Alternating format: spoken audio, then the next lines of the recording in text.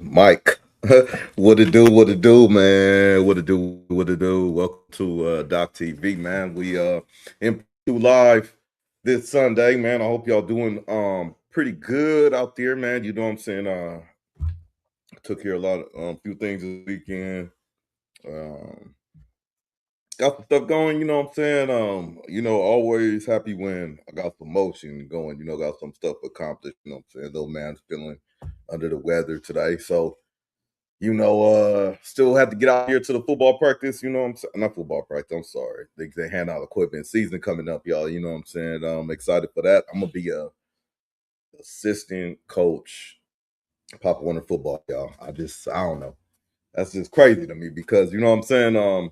Love sports. And you know, uh, that type of thing. Never really played like on the professional tip or not obviously not professional tip, but the high school organized junior high Pop Warner. It's little reasons I didn't do that, but you know, um, we'll see. What up? What up? What up? What up? What up? What up? How you say that though?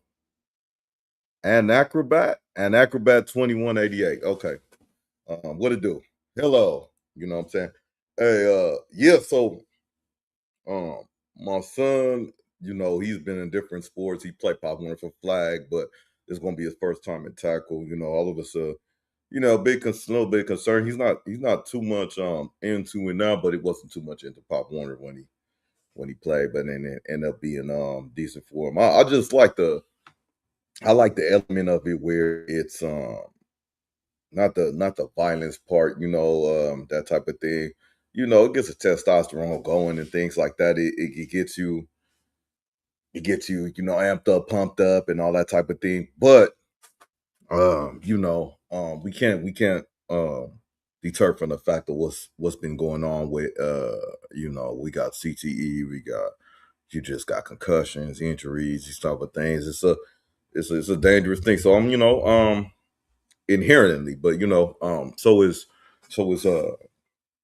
swimming in the ocean, taking a run, taking a hike, those type of things. But like I said, I like the fact that as an 8-year old, like man, I'm gonna have influence on him being a man, growing up into a man. My older son is gonna have an influence on that. My brother, males he's around, but he has an extra male as far as his head coach. Shout out Chris, man. Just to kind of keep grounded. You know what I'm saying, and keep him let 'em know that there's different aspects in life where you need to be tough or you need to be respectable. You need to be humble.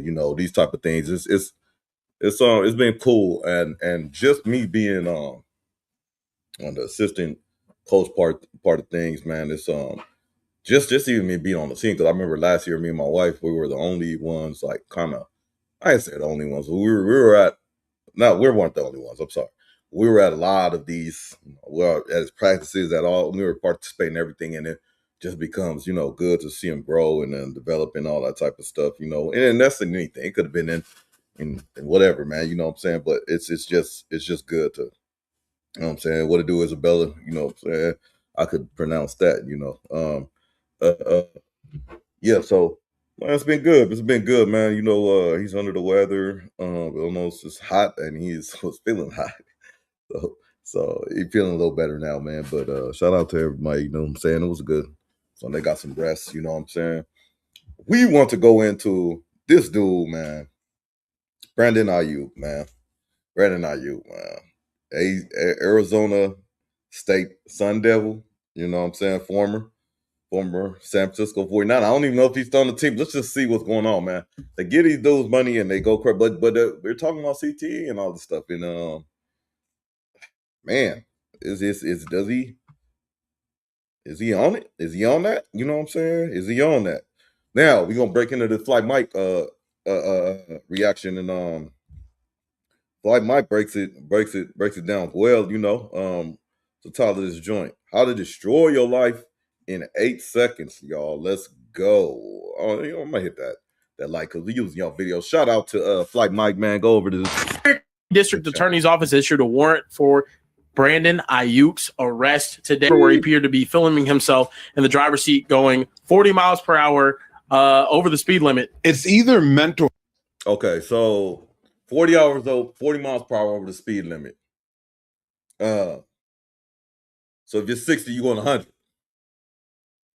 It's 65. I done went 105 and you know, not to brag about it, but you know, it's not safe or anything like that or by any stretch of the imagination. But overcome yeah, sometimes you gotta test that dash out. Respectfully, you gotta test that dash out. Safety. Health crisis. Or he's dumb. But how stupid do you have to be? 5 months ago, I made a video about Brandon Aiyuk ruining his life. And unfortunately, as of today, everything got significantly worse. Last time I talked about how he basically filmed himself committing a crime, flying past Levi Stadium at 100 miles an hour. And I wasn't exaggerating. And then you're going to do the stuff by your stadium. All right. When was this? Significantly worse. Last time I talked about how he basically filmed himself committing a crime, flying past Levi Stadium at 100 miles an hour. And I wasn't Hey, y'all. Hit that like, y'all. Hit that like, y'all, man. We getting in here, man. You know, hit that like, that sub, you know what I'm saying?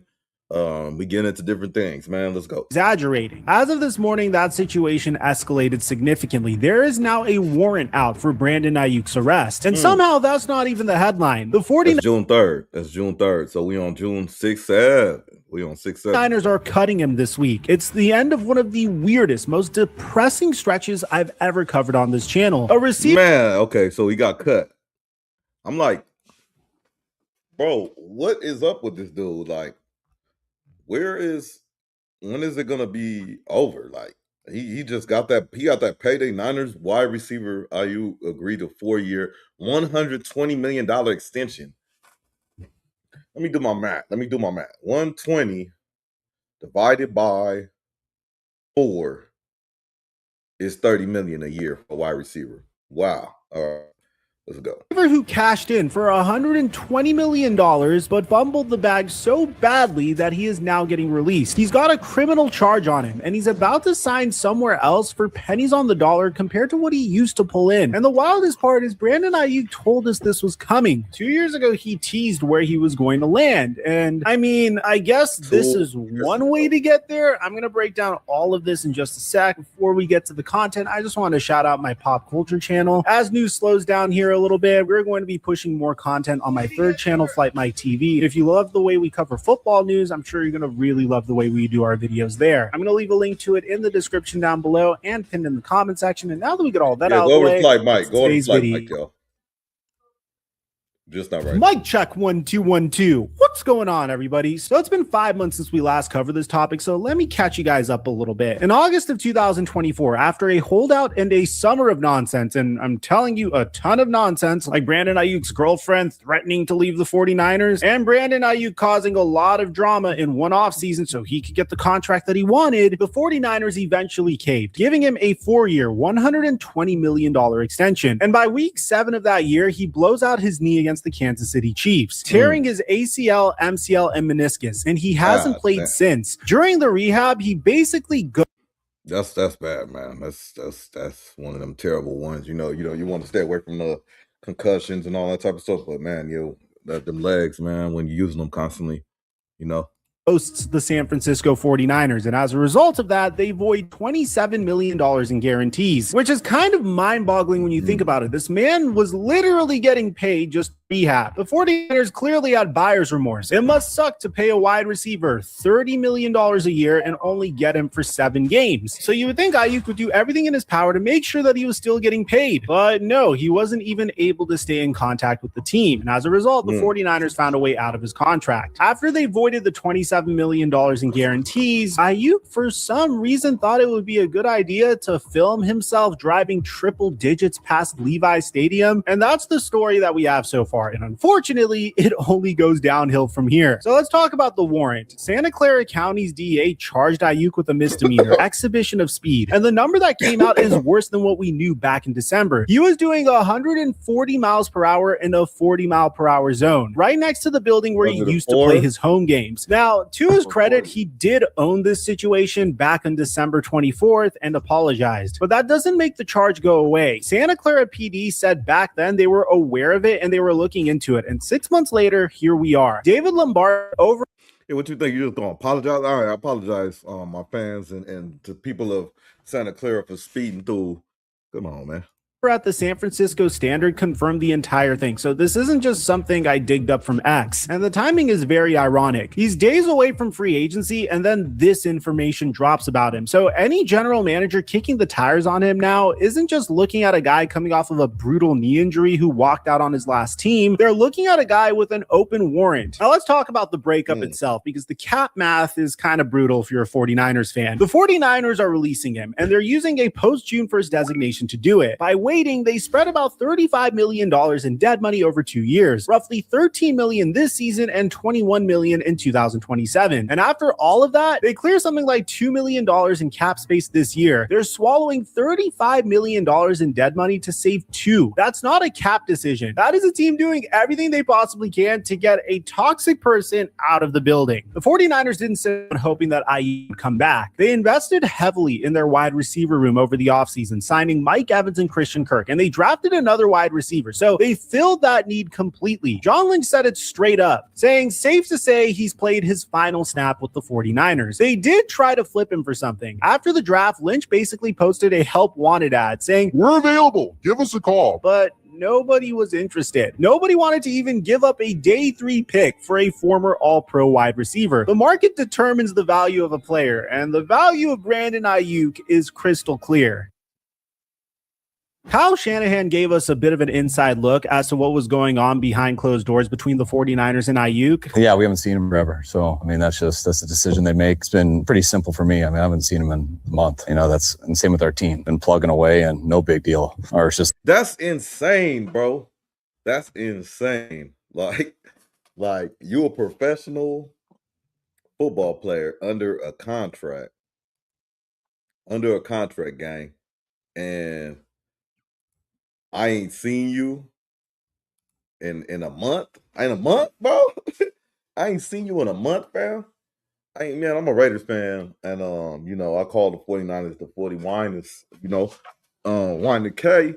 But this is just pathetic. This is sad from a well-run organization, bro. Like, I don't know what's going on exactly with that.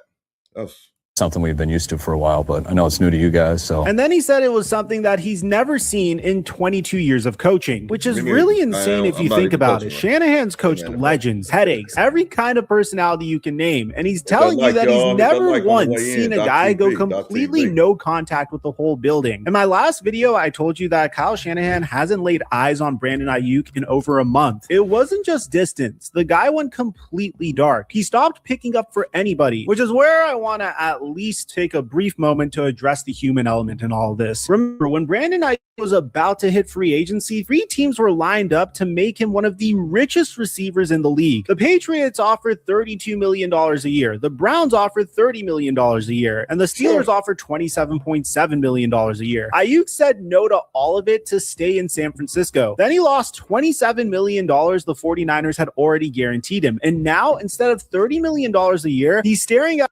Bro, this is not $12. This is not $12,000. This is not $120,000. This is $12 million. $12 million to play a game to rehab, bro.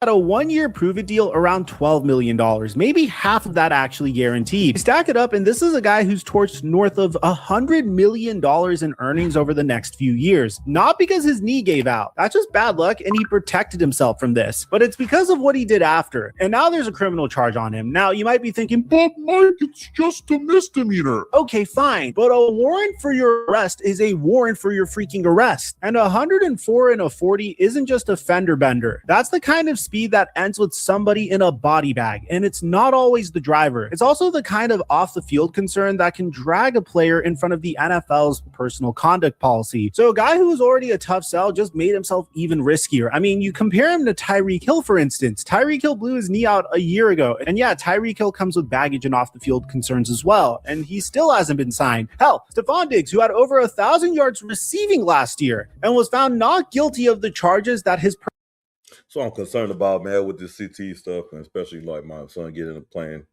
football and stuff like that, man. This wide receiver, like this, shaking in your head, like the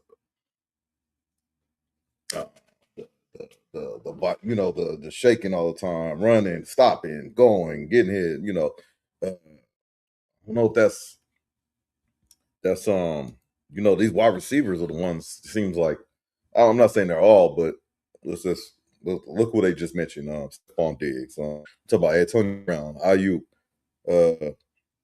Chris Henry, rest in peace. Who else you got? What you just mentioned one. It just seems like they be going through certain things, and man, I don't know, but I just want y'all to pay attention. It just has to be something crazy in your head to like just go ahead and let me just burn this money. You know what I'm saying? Because more is going to come or something. I don't know. Personal chef brought forth against him still hasn't been signed. No team was willing to trade him. Kyle Shanahan said he never saw something like this in his 22 years of coaching. This has nothing to do with his knee anymore. There's 31 other teams in the NFL that watched Brandon Aiyuk ghost his team, skip his rehab, and post a crime onto his social media, and quietly agreeing that this guy simply wasn't worth the trouble anymore. You can easily boost your stats up again, but getting the entire league to trust you again is a completely different animal. 2 years ago, Brandon Aiyuk had it all. He appeared in a Super Bowl. He had $120 million.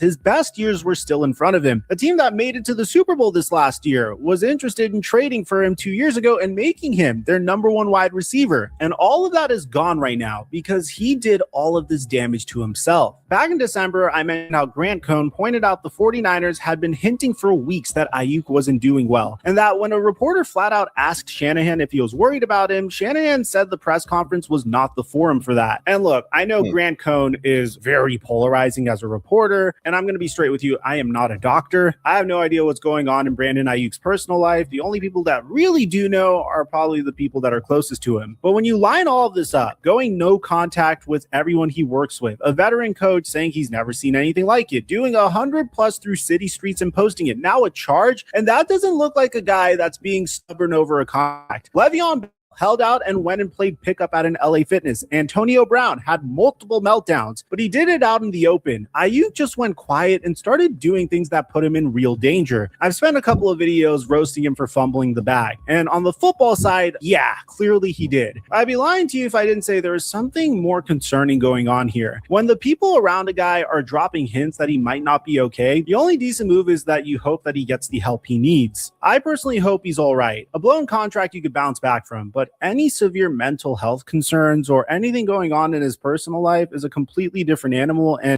exactly, man, it is a completely different animal, and it's like that's not coming back from. This is going to be progressively worse, and people close to him need to speak up and intervene and stop being blinded by the money. In my opinion, I think it's at least fair to acknowledge that in this situation. But let's go back to the football stuff now that we acknowledged all this.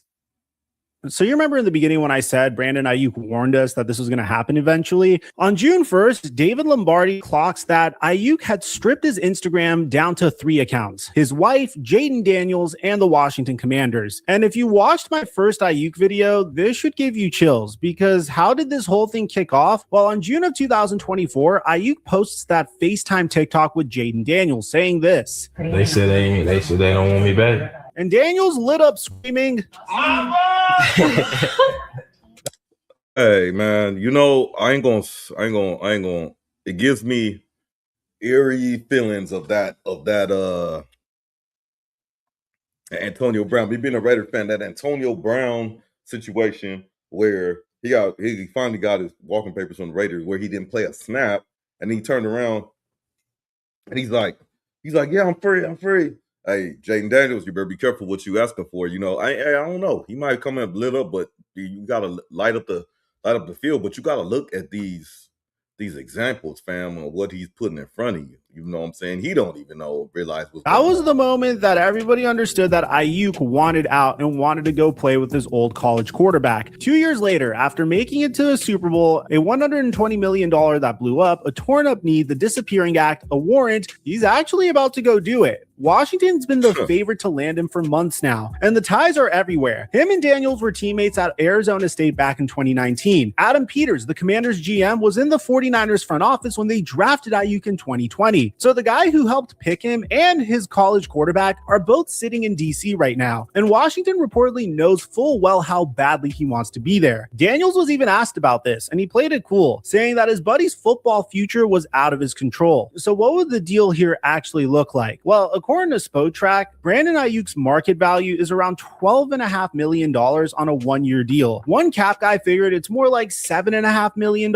in base salary that could double if he stays healthy and produces. So compare that to where we first started here. In his first 4 years in the league, the guy put up 269 receptions, almost 4,000 yards, 25 touchdowns, with a 1,342 yard second team All-Pro year in 2023. And the offers I told you about in video 1, the Patriots offering 32 a year, the Browns offering 30 a year, the Steelers offering 27 points. Like I ain't gonna lie, even if none of this stuff was going on, I don't even think Brandon Aiyuk was like that, bro. I don't even think he was like that when he was in his biggest, when he was in his career, like in his bag, like before he got his injury. Like he wasn't even like that. Like 30 million a year. That's crazy. He ain't seen the field in over a year. 7 a year. He passed on every single one of them to stay a Niner. Now it's a one-year deal, maybe $12 million, maybe half guaranteed, but his warrant comes with it. The same story I gave you with Le'Veon Bell turning down $70 million and signing for less, and Antonio Brown blowing up a $50 million deal that he signed with the Raiders that he never came back from. Aiyuk's just the newest name on the wall of guys who had it all and let it slide right through their hands. It's the definition of fumbling the bag and sabotaging your life. Look, Brandon Aiyuk is fairly young, and this story is clearly not over. If he lands in Washington, that's a real asset. Back with a quarterback he loves, lined up next to Terry McLaurin on a team that's actually trying to win something, and on a one-year deal. He's the hungriest guy in the building, playing for one more payday. If he's healthy and in a good place mentally, he could remind everybody really quickly why he got that $120 million in the first place. That's a lot of ifs, guys. And the way he got here is about as strange as anything we've covered. A Super Bowl receiver to a $120 million man, to a guy who ghosted his whole team, lost his guarantees, picked up a charge, and got cut. And the whole time he was basically telling us through a TikTok where he was going to end up anyway. So the question here is very simple. Is Washington the start of a comeback, or is it the next chapter in a fall from grace that we still haven't seen the bottom of? Tell me what you guys think about this in the comments down below. Aside from that, I'm your boy Mike, and I'm dropping our mic until our next upload. Shout out, man, Flight Mike, man. Go sub up to his channel, Flight Mike's, on YouTube and all other platforms. Like I was saying, man, it's just crazy, y'all. Like I could see on a smaller scale, you gave get somebody that having money some money. Like if you 20,000, somebody just dropped you 20,000, you're not used to having that type of money. And so, you 19, 20. I'm saying like see yourself blowing and spending the wrong way and things like that. But when you're talking about 120 million, you're a professional. And yeah, you may fumble a bag here and there, maybe make some bad purchases, but just like say, hey, here's the money. I'm cool. You guys can have it. I'm just gonna wild out, you know what I'm saying? I'm gonna wild out. Don't worry about it. You know what I'm saying? Hopefully you don't have seen you had a girlfriend, man. Hopefully you don't have kids and stuff like that, man. Cause all these situations with these, it seems like wide receivers that don't end up well. We got one more thing, man. I wanted to go through before we get into something else. But yeah, he came up with something what today? What was today? The shorts, yeah. There it is, right? There's this. I don't know what. Yeah, we're just gonna go with that. All right, so let's start with this. Mr. Brandon Aiyuk is sending messages. Quite literally, he posted on his Instagram story, "Stop the cap, the gig is up." Now, Brandon, Whoa, Jesus! it's very clear you want to end up in Washington. Mr. Brandon Aiyuk is sending messages. Quite literally, he posted on his You could be the guy. Mr. Brandon Aiyuk is sending messages. Quite literally, he posted on his Instagram story, "Stop the cap, the gig is up." Now, Brandon, That gotta be AI, bro. it's very clear. That gotta be AI, man. Because I don't think he look like that for real though. He might. I'll see him play for a year, bro. You know, like them kids when they don't get picked for the basketball game at the court. Brandon, You know, like them kids when they don't get picked for the basketball game at the court. But they the ones that brought the ball. So they like, all right, y'all don't want to pick me. I'm taking my ball. I'm going home. Ass boys, little ass boys. Or like when your kid, he got this one toy, but he don't really know how to use it correctly. So somebody else about to pick it up and play with it. And they're like, oh yeah, this shit litty. And they're like, wait, hold on, that's my toy. Ass boy, little ass boy. Man, stop running from the belt. The belt coming. You scared. They scared. The truth is they scared. Who is he talking They to? know how Bro? I get. They gonna say, oh yeah, BA did this, BA did that. BA did, you know, that shit allegedly.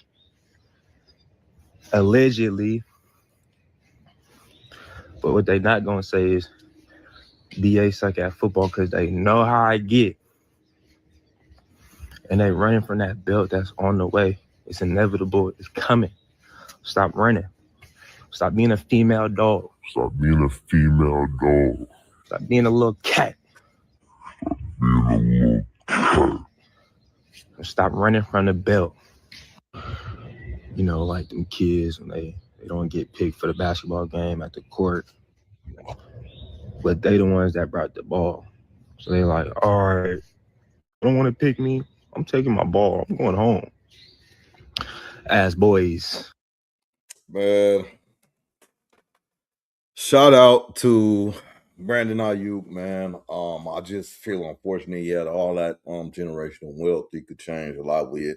Even if he blew some, he could still change a lot with his future kids, his current kids, or whoever his family. Just do some good things with it, but you crashing out right now. And if you were not crashing out, somebody is powers to be pushing you into that direction. You need to get that addressed, man. But then tell me what y'all think about Brandon Aiyuk, man. Is he gonna end up in the the Washington Commanders uniform? What's gonna go on, man? Because you lost the bag, man. But that's that part of the section, man. This segment. I'm sorry. Yeah, Dive TV, man. Hit that like. Shout out to Flat Night. Shout out to all of them. And let me know what y'all think in the chat, man. You know.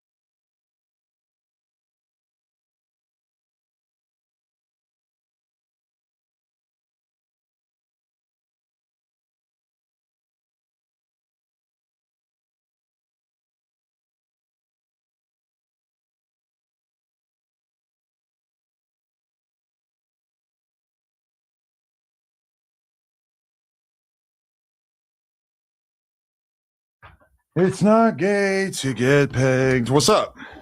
Bitch ass. And I with dope. I had to tell him last night. And I didn't think about the fact that Spody Face is like the most irrationally anti-whack figure on the West Coast. It's two great replacements that's there anyway. Because I mean, I ain't finna, cool. And from that, and I'm gonna be real, to no jumper and say whack 100, you gonna look like a bigger bitch because the defender. I'm spot on and never fall back. That's what you're saying. I don't know that to be true. I have absolutely no idea. I told you. He came in. It always give me. From my perspective, like Ant sounded. Places his. Found out what the Ant in Ant Hefe stands for. Oh, this guy before extra. Sporty was. He never swung back one time. Every time Wack called me. Spody Face and Munchie B. A whole nother just say use a what don't I would want like you to say. Talk about this bill and gay all the time. That should be good enough for you. You don't need to be man, what the are you talking about? You have just Travis. Stop. You had don't appreciate you so saying you that saying shit. He never took Uber? Maybe it happened once, but I don't appreciate you talking about. Would you agree with me? I think it's obvious that Spody Face and Jay Hood on the podcast not going to work. No, I believe it's that. Maybe you could kind of dip in.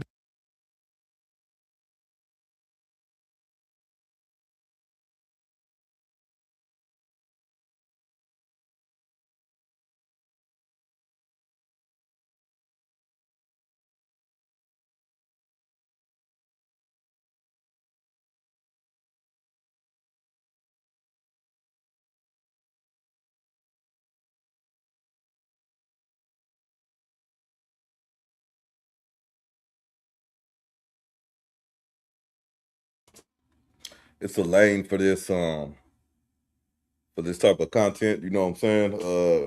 It's a couple names for it, but it's a lane for this. But I watch it for entertainment, man. Like it's like watching a soap opera or something like that. But somebody on there, Munchie B, he's on there. I kind of pay attention to what's going on with him on there.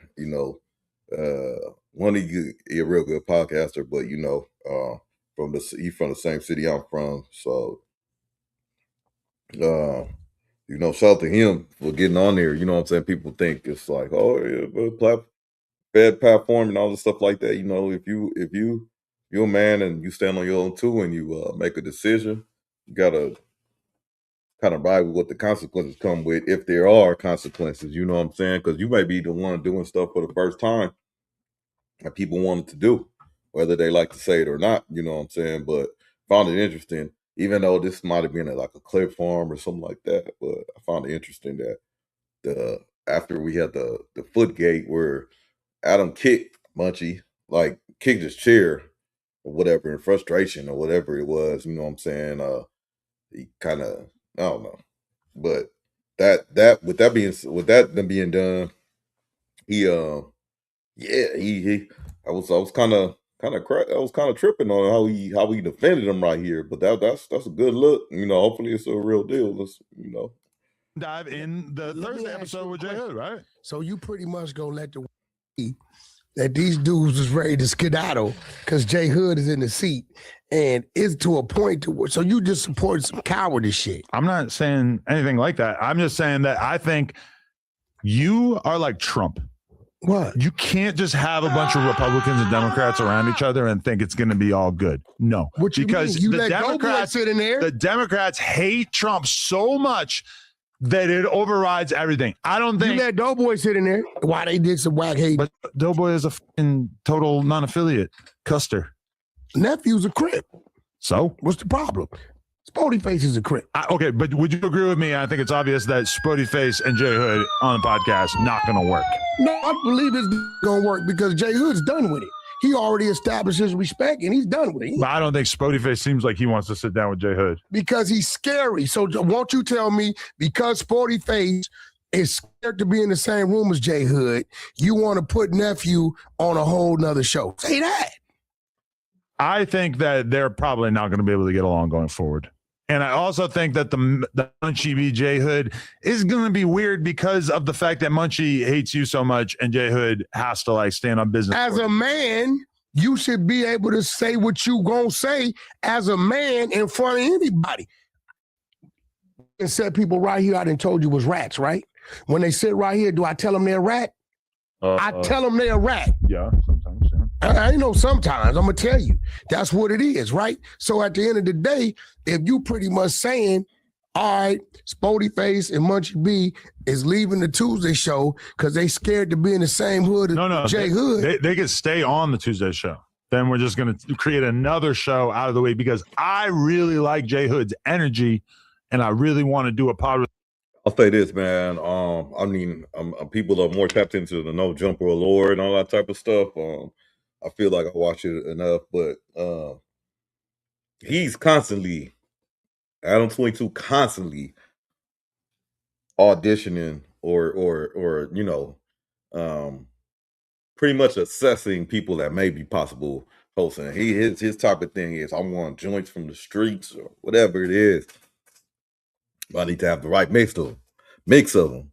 So he likes J Hood. You know what's funny is he started with Moose Man and Doughboy from winning that competition and said, "Hey, I want to have like a little different look." I could tell he just wanted like a little square look on the podcast. Not calling them squares, but you know, just a non-affiliate look, if you want to put it like that. But Doughboy ain't working out, and he just said, "You know what? He's trying to be a member, so let's just get another member.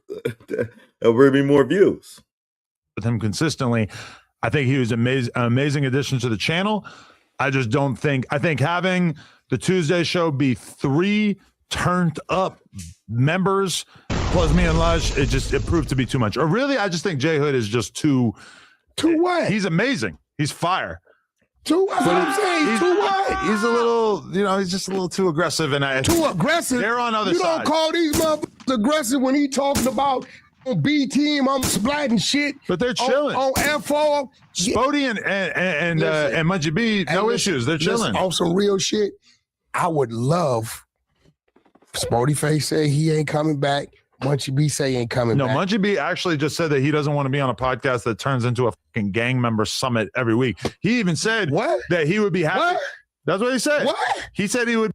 I ain't gonna lie, man. I don't know what's up with the timing of a departure or possible departure. You know, as far as Munchie goes and all that type of stuff, but possible departure. You also got Spody, Spody, whatever. You know, Sporty Face, Spody Face. He say he's not coming back at all. We'll see if that still reigns true or not. But the fact of the matter is, you got some turmoil here. But even if it's because of J Hood, not because of J Hood, I don't think that's what Munchie's about. But the thing about it is, he has a valid point, man. Why? Oh, that's so easy. You got so many felons in one place. Easy call. Calling the boys, that's an easy pullover on when y'all leaving or something. They did the Snoop before Jay Leno's show, right?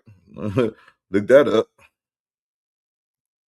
Be happy to be on the Monday show with Doughboy and Moose. Inglewood family, A-Trade Gangster, 40 Crip. It always been that. But everybody was getting all along. of them is enemies, but right? everybody was getting That's along. a gangbang summit. So now we bring a Carson Crip that's neutral. He's neutral to these dudes. Yeah. You know, but gang affiliation is one thing. Whack affiliation is another. So listen, just say you's a bitch and you scared to say what you gonna say, because they wouldn't say that shit if I was sitting in there. Say what? I guarantee you they wouldn't say none of that. They wouldn't say none of that. Munchie be 115 pounds. Let's be real, bro. Like, you should be like, yo, Munchie on some real shit. You a blind dude to take a Uber up here, bro. No, he doesn't. That's a fact. No. Bet. Stop talking about that. It's a fact. It's just I hate when you talk about like people getting hurt up here, people getting. I'm not saying that. But why are you keep saying the Uber thing? Because A, it's not true, and B, it makes it sound like you're asking for something to happen here. I see you brings up every week. I know. So I'm here. You're not here. Oh, I'm here. You're not here. No, you're not. I'm here. Stop fucking saying that. I'm here. I don't appreciate you saying that. I'm here. No, you're not, and I don't appreciate you saying that. So you saying shit. he never took Uber? Maybe it happened once, but I don't appreciate you talking about like you can get somebody touched out. I didn't say that. You say that shit. Hey, Adam, for one, you run this building, bro. Yes. You don't run these streets. Every single time I ever You seen don't run these Munchie streets? here, he had somebody with him that was obviously there. The other day, he had to call the bitch to come. What you mean? You talking about? This is a fact. His stupid ass nigga too loud on the mic. So why you don't got the same energy when you say, hey, look, bro, not for nothing. Whack older than you. He got a lot of reach. And we live, so won't y'all chill out on that shit before he fuck around and take it a certain way. You don't say that. I tell Munchie all the How time many to stop times, talking Lil about John, have I stopped the homies? Told them, no, I respect Adam building, so don't come at me, bro. Stop. No, when you gonna tell them to stop? What are they doing? They're just talking about you, right? And I do tell them to stop, like every time. Well, I'm just talking about him. Okay, and they talk, but I don't like you talking about this, like my building, as if this is a place where, I could make something happen or whatever. I don't appreciate. Uber has nothing to do with your building. Yeah, that but has something to do with the street. The reason why you're saying that is because you're trying to make it seem like, something could happen to Munchie here. I don't appreciate it. Hey, stop. Bro, listen to me. Hey, listen. Stop. Hold on. Stop. So when are you gonna tell them to stop? I do every fucking time that your name comes up. I tell them to chill out. Stop. You made them say, whack, you can't call in here, and then they really ran it up. Okay. I tell them that I don't want to talk about you, and I would appreciate if you didn't do this weird gay mob boss thing talking about him coming here in an Uber, all right? I mean, listen, shit. I mean, you know more about him than that. We don't got it. That's cool. Just shut up about it. Just don't talk about it on my podcast. You got to tell them to shut up about it. I do every fucking time. How many times do we have to repeat this conversation? I feel like I'm walking in circles here. You know, in his defense, which I don't care about defending him, Adam do kind of low key. I don't say check, but he say something every once in a while when they talk about whack. He do speak up a little bit. Not from South Central. Everybody knows you from the Valley. I'm from 4 miles down that street. I don't got to go to the freeway. Cool. I don't appreciate you geotagging us either right there. Man, what the are you talking about? You had Travis Scott. Just stop. Just don't talk about where we're at. Whatever. Don't talk about it like you could get something to happen here, because I know you're not going to do that, and I don't appreciate you. If I wanted to do that, Adam, it'd have been happening. Exactly. Cool. But just stop talking about my building. Can you not take the fucking hint? Stop talking about my building like this is a place where shit like that happens. Well, let me ask you a question. No. Let me ask you a question. Listen to what I'm saying. Let me ask you a question. Just stop. So when you gonna tell them to stop? Why do we keep having to have the same conversation? I tell them to stop all the time. And they don't. No, and they do. I make fun of Munchie for talking about you too much, and it has stopped being a topic of conversation on here, bro. Your whole issue the other day was because he was calling me gay. Yeah, I brought that up to clown Spody Face about the fact that he basically runs a fake news channel where he talks about you being gay all the time. That should be good enough for you. You don't need to be, he's in an Uber, I could get him touched. Shut the fuck up. No, hold on. First of all, listen. No, are you not getting the vibe? Listen, you just said it. I didn't say it. Hey, listen. Stop it. Listen, you stop talking about it like you're going to get I'm on the podcast right now if you keep talking about the shit. No, but when you can't bring it up. Hey, listen, I can't respond. I'm going to stop the fucking podcast right now if you don't stop doing this gay-ass mob boss shit. Who you calling gay, bro? I'm not no motherfucker. I don't appreciate you acting like you're going to make something happen up here. Don't call me gay, bro. Do you not understand my rules? Do I call you gay? All the time. Because you do gay shit. Every day. Do you not understand that I'm saying that what I don't want you to do is I don't want you to talk about this building as if it's somewhere where you're going to pull one of your little plays. I would never do it. So just stop it. Adam, listen, on some real shit, if I wanted to do that and I didn't have respect for you, I would have been talking about it. Okay? You're not getting it? No, not getting it? But I want you to get that, motherfucker. I would never do it on the strength of you. And I appreciate that. Like on some real shit. Fucking talking about it. I mean, but what I would like We're to live say, right now, so I can't just edit this out. Listen, this is great. But I don't want you to talk about this building as if it's somewhere where that kind of thing happens. Okay, and I hear you. But what I need you to understand is I am somebody, bro. I get it. And cool. when motherfuckers continue, right? in your building. Okay. This is everybody should acknowledge, hey, bro, this is my building. And by you doing that, it could potentially lead to something. Okay, but it won't because of our mutual respect. No, that's a fact.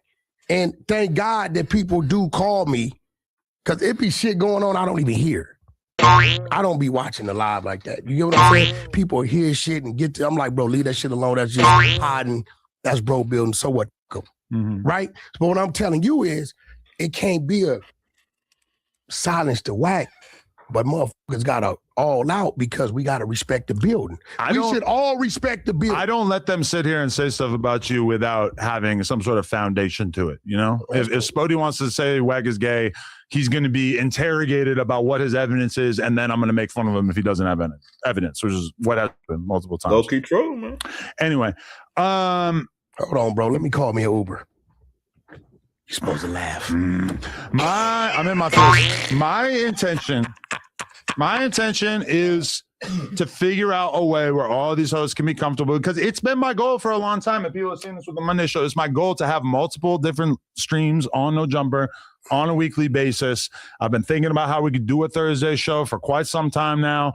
I would like to make it happen. We're going to figure it out. I definitely don't think that J Hood, Munchie, and Spotify being on camera together is going to work in the long run. But hey, look, I'm satisfied. I'm satisfied with that because it's going to look the way it looked. I'm just trying to figure out. I think you should put somebody else. I don't know who. I mean, shit. What about? I like the Veil dude. Veil don't really talk that much. I'm gonna be real. Nope. Oh, okay. He just beats people up. No, I love Veil, and Veil is streaming and shit like that. How but the did he get up here if he don't talk that much? I don't even make sense. Veil? Yeah, because he beat the dude up, and that's my boy from back in the day. Also, he wasn't up here based upon his pod. I've been friends with Veil since 2009. Oh, okay. So he's got a little bit of Moose already doing too much. What Moose do? We got Monday. He got the news. I'm gonna figure it out, but you know, I hope that Spody Face is not trying to like fully exit the premises. But hey, scared, but this is the thing about we're doing this live show on June 24th, which by the way, everybody got to go get tickets for the live show on June 24th. But if Munchie's out, if Spody's out, well, J Hood got to be in. What if Crib Mac's there? What if Wax there? I mean, I'll let you do your little, with the little shit you be doing. I don't, Listen, we got this June 24th. 24-hour ciphers and shit like that. That'd be the shit. We're not doing that for a while, but that was a dope boy thing. Sleepovers and shit. Yeah, that was dope boy. Dope boy just wanted to sleep in the same room as Crib Mac. But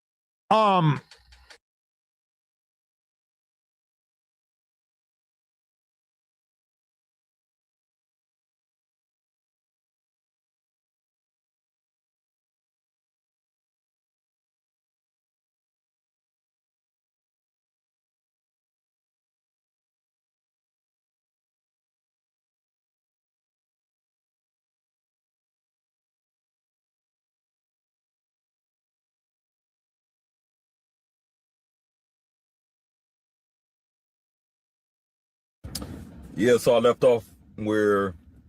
Yo. Yeah, so I left off where.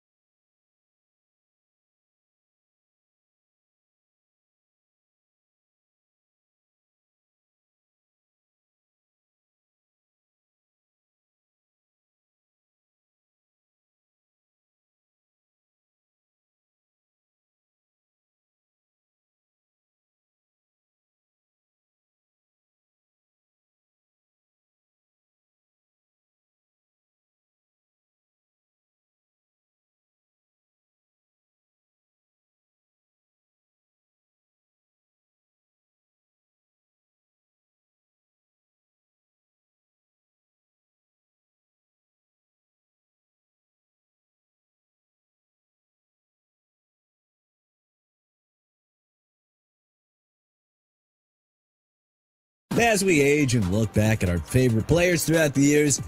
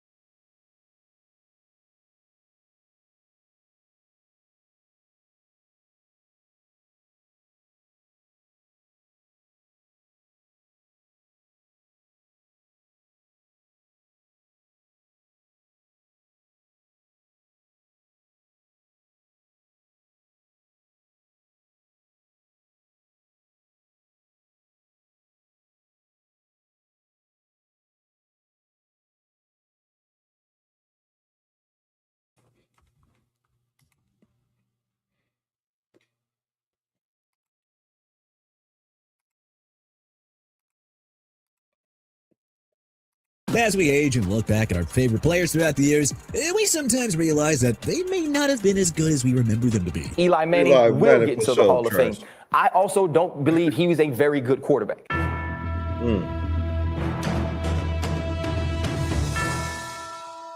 Now I know that some of the players on this list will upset certain fans, but hey, reality is that these players are just not as good as fans think they are. Joe Namath, New York Jets, Los Angeles Rams. Hey, if we're gonna anger some people with the selections for this list, we may as well start right away. His career win-loss record was 62, 63, and 4, and he only had a winning record in 5 of his 13 seasons. Namath's 27,663 career passing yards, 72nd all-time, 173 touchdowns, 103rd all-time, and 220 interceptions, 20th all-time, are just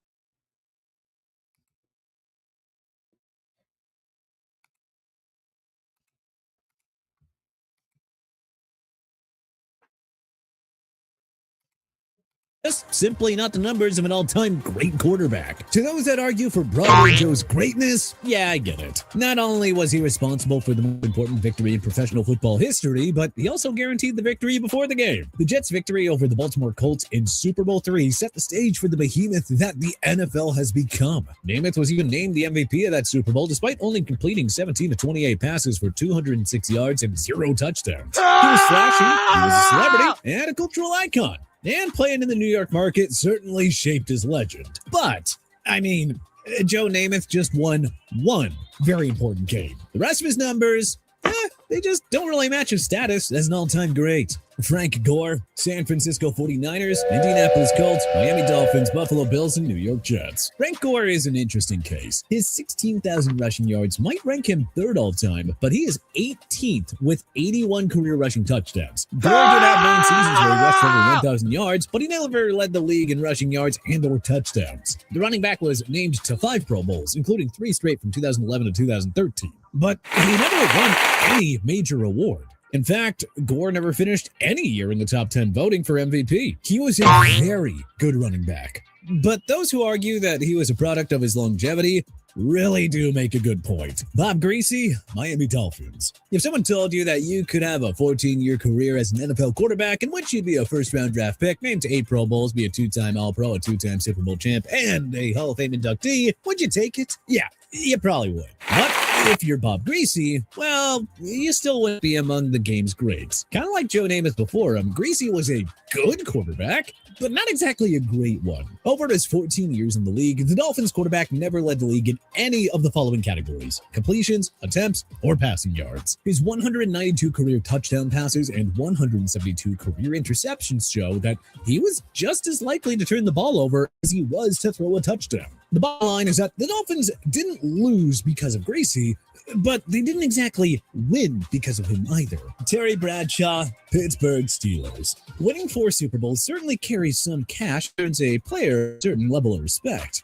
When you add in 2 Super Bowl MVP awards, that level of respect definitely increases. But Bradshaw was definitely more a product of being on a dynasty than any individual ability. 5 members of that stifling defense have since been enshrined in the Hall of Fame. However, a simple look at Bradshaw's numbers show that he was not exactly elite. His 27,989 passing yards rank 69th all-time, and his ratio of 212 touchdowns to 210 interceptions support that argument.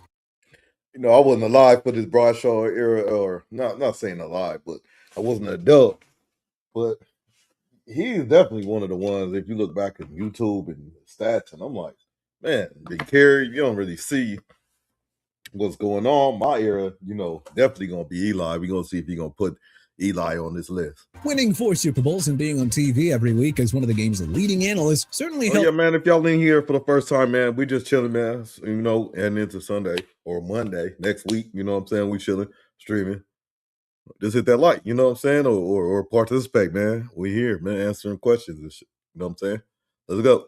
Boost one's status in the eyes of fans. And that was most definitely the case when it comes to the Steelers legend. If you asked football experts to rank the greatest quarterbacks of all time, Terry Bradshaw probably wouldn't make the top 10. Gale Sayers, Chicago Bears. Now, we're not saying that Sayers wasn't a great back. Just saying that he's another on the overrated pile. I mean, a quick glance at his resume will show you a Hall of Fame player who was a 5-time All-Pro, had 4 Pro Bowl selections, and several other honors. Others will point out that before injuries, Sayers was an incredible running back. But therein lies one of the issues with an overlook of his career. In his 7 years in the NFL, Sayers only played a full season 4 times, and his final 2 seasons combined for a total of 4 games. His career was just too short. Maybe he was just so dominant in such a short span of time? No, not really. He amassed 4,956 yards on 991 carries in his career. He was good. He was very good.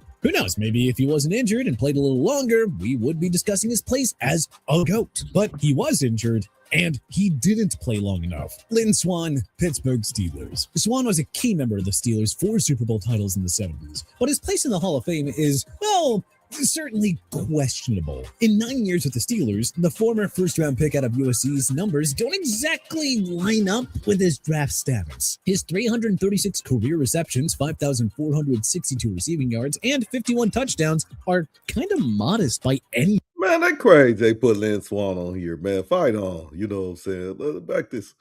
Yeah, stop. Certainly questionable. In 9 years with the Steelers, the former first-round pick out of USC's numbers don't exactly line up with his draft status. His 336 career receptions, 5,462 receiving yards, and 51 touchdowns are kind of modest by any standard. Over his career, those numbers average out to 37 receptions for 607 yards and 6 touchdowns in a season. Those are not the numbers of a top-flight receiver. Swann never topped 1,000 yards receiving in a season. His most was 880 yards, and he wasn't even the top receiver on his team. That designation went to John Stallworth. Swann was a good player who was probably deserving of his uniform being retired by the Steelers, but honestly, not much more than that, as that dude certainly wasn't on the same level that people think he was. Devin Hester, Chicago Bears, Atlanta Falcons, Seattle Seahawks, and Baltimore Ravens. Devin Hester was an NFL wide receiver for 11 years. Only problem was that he didn't really make a name for himself as a receiver. For his career, Hester had 3,311 receiving yards and 16 touchdowns. In fact, Hester didn't even catch a pass in 3 of his final 4 seasons in the league. So what the heck is all the fuss about Devin Hester? Well, quite simply, he was the best return man ever. His 14 career punt returns for touchdowns are an NFL record. But that's kind of it. He's only a one-dimensional player. Russ Grimm, Washington. Let's re-examine the career of Russ Grimm to see if he's as good as we remember. Man, so what do y'all think so far, man? Who should be on this list? Who should be on? I'm going. Lynn Swann should be on here. Devin Hester shouldn't be on here. Else say, what do y'all think? No, he's not. What do You y'all see, think, over Chuck? an 11-year career, Grimm won 3 Super Bowls with Washington, but he didn't even start in 2 of those 3 Super Bowls. After being drafted, he became a starter and was named to 4 Pro Bowls, but in reality, he wasn't a full-time starter for a large chunk of his career. He started 114 out of 140 games. That is almost 2 full seasons on the bench. Russ Grimm does not belong in the Hall of Fame, but rather the Hall of Very Good. He's also remembered far more fondly than his career would actually indicate. Eli Manning, New York Giants. If you were to take a closer look at Manning, you would see a quarterback who was very, very good, not quite elite. Definitely not worthy of all the praise that is heaped on him. And maybe even possibly not worthy of the Hall of Fame. Now, in his favor, Manning is a 2-time Super Bowl champ and a 2-time Super Bowl MVP. He threw for over 57,000 career yards and had 366 touchdowns, which is 11th all time. And yet, for his entire career, he had a win-loss record of 117 and 117. Simply put, Manning was just as likely to win a game as he was to lose one. He never won a major award. He was never considered to be the best quarterback of his era. And the only statistic he ever led the league in was interception thrown, which he did 3 times, those being in 2007, 2010, and 2013, respectively. Eli Manning is simply another player who fans think is much better than what reality shows. Tom Brady, New England Patriots, and Tampa Bay Buccaneers. All right, this is the one that I'm probably the least confident about, and also the one we're definitely going to get the most flack about, but hear us out. Tom Brady might be the greatest draft steal of all time. He was selected by the Patriots in the 6th round. Brady currently holds the all-time career records for games started, completions, attempts, yards, touchdowns, fourth-quarter comebacks, and game-winning drives. He was named to 15 Pro Bowls, won 3 AP MVP awards, was a 7-time Super Bowl champion, and a 5-time Super Bowl MVP. Brady is also a member of the Hall of Fame's All-2000s team and the All-2010s team. The accolades are innumerable, including that eventual Hall of Fame induction. Heck, there are many that believe that Tom Brady is the undisputed GOAT. And yeah, they might be right. But there is a black that hangs ominously over Brady's career. The single dent in his GOAT armor. During Brady's years in New England, there were at least 3 instances that we know of where the team, the quarterback, and the coach attempted to game the system. In 2007, we had Spygate, when the Pats were caught videotaping the Jets illegally.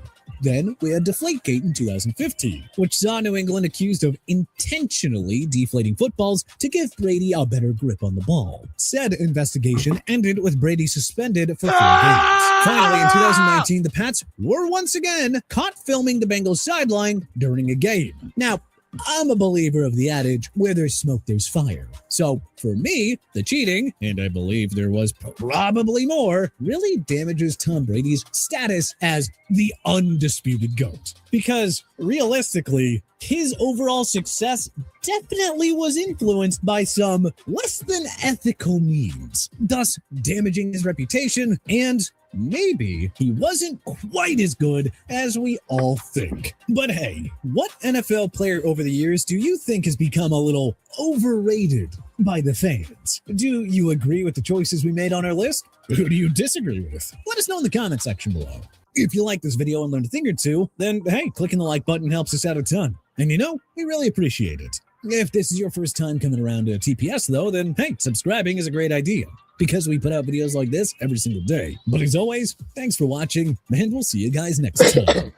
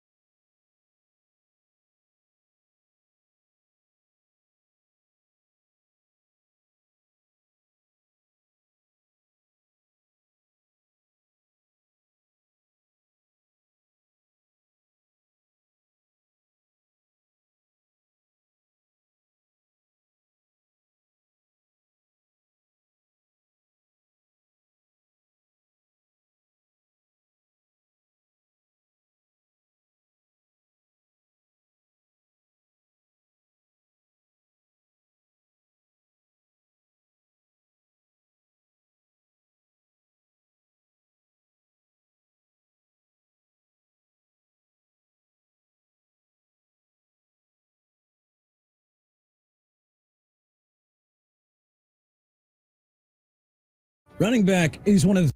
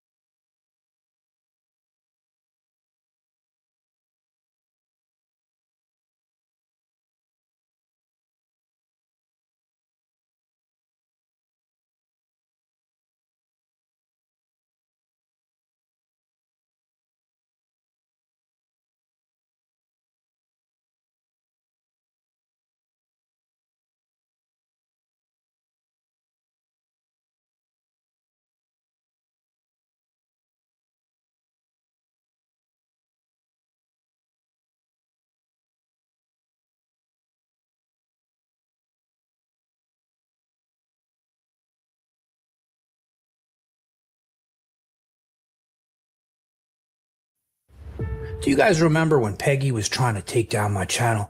And I told him, listen, Peggy, you don't stop messing around with me.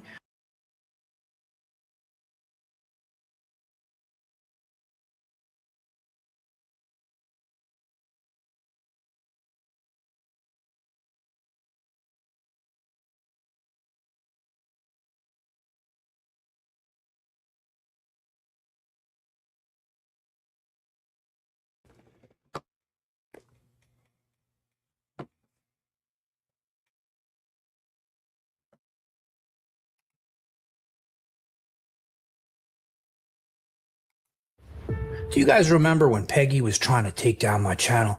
And I told him, listen, Peggy, you don't stop messing around with me. I'm going to look into how you made all the money. Well, he didn't stop. Who is this? Who is this? My bad, yo.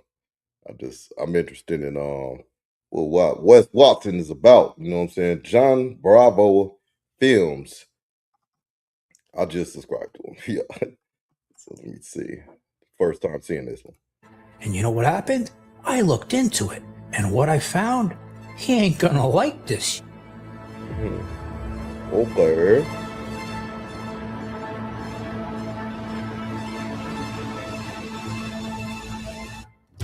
Wrong question.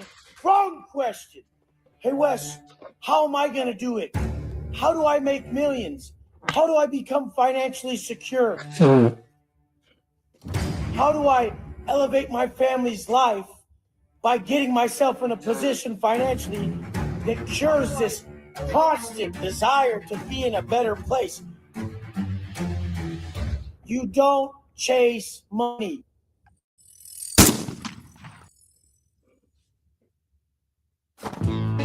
Peggy, what's this, like a nickname though? Like you got beef? What's going on?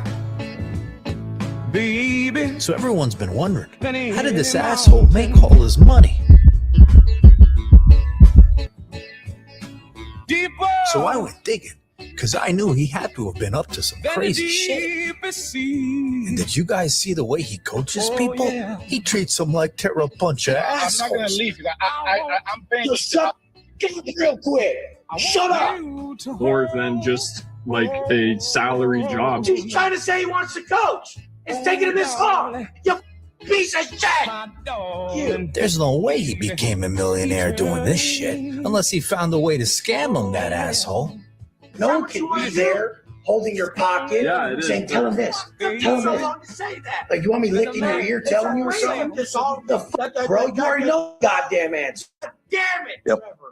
So for years, we've seen Peggy pegging his way around town like an asshole, but not a regular asshole, $1 million asshole, because he made millions. I get it. So he's supposed to be like, is this dude supposed to be like Andrew Dice Clay or something? Selling these bullshit programs to people and ripping them off. We've seen him living in mansions, driving fancy cars, spending all that money on charmutas. But think about it. He had to spend a fortune on them, because what girl in their right mind would want to greet him the way he wants to be greeted, with that micro machine thing in his pants? Now, all this time we've seen him making all this money. All of us are sitting back and saying, there's no way This asshole made all this money selling these bullshit programs, especially with how he always treated people. I mean, how dumb can these people be to give him all their money? So I did a deep dive. I wanted to find out how this asshole was really making all that money selling this bullshit coaching, or was it just coaching? So I spoke to the people that were in his circle who knew him more than anyone, the people who managed his back end. And the shit that they told me, of course he was doing criminal shit. And wait until you see this shit.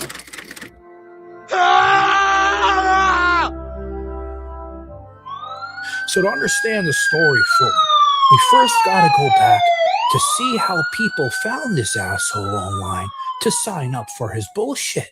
So to start, he pulled in his business mainly from his YouTube channel. People would watch his videos, get motivated by his bullshit stories, and then click the description and apply to his program. So you have everything. Your life is just not feeling like it should. There's something missing. It's deeper. It's a connection. It's a purpose. It's bigger than you. The thing is, many of these people had no clue who this asshole really is because they found him through his own video and his sponsored ads. And even to this day, while Peggy is sitting there in prison, pegging around, people are still signing up for his program because they're finding him through his old videos. Self-inflicted adversity, like hiding, working out, and all that shit. It brings you closer to who you are, and adversity reveals the man to himself. So first, I think it's important. We want to know how this asshole was doing his coaching. You know, he was getting paid so much money. What is it that he did to these people to make all that money, right? What kind of service is he providing? So we're going to take a look at some private coaching calls that were recorded. Not many people have seen these. And this first guy, his name is Trevor. And this poor guy, right? Napoleon Dynamite looking man with the mustache living in a barn. This poor guy, look how Wes treated him, that asshole. Speed up the dissolving of those mental barriers that you sometimes don't even see. Be a cheap motherfucker and sign up for the program where we go into it deeper. Run the cheap program, homeboy.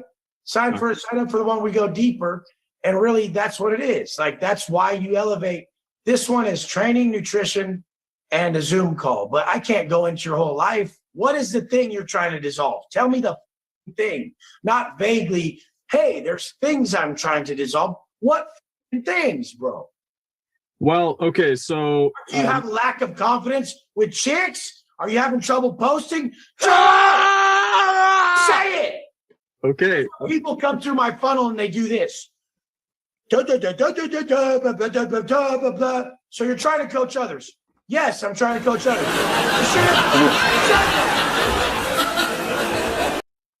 I guess what I am starting to realize now, what my most recent breakthrough I've had mentally is that I see how it's possible to actually make more than just like a salary job to actually get. He's to say he wants to coach. It's taking him this long to say he wants to make money online. You piece of shit.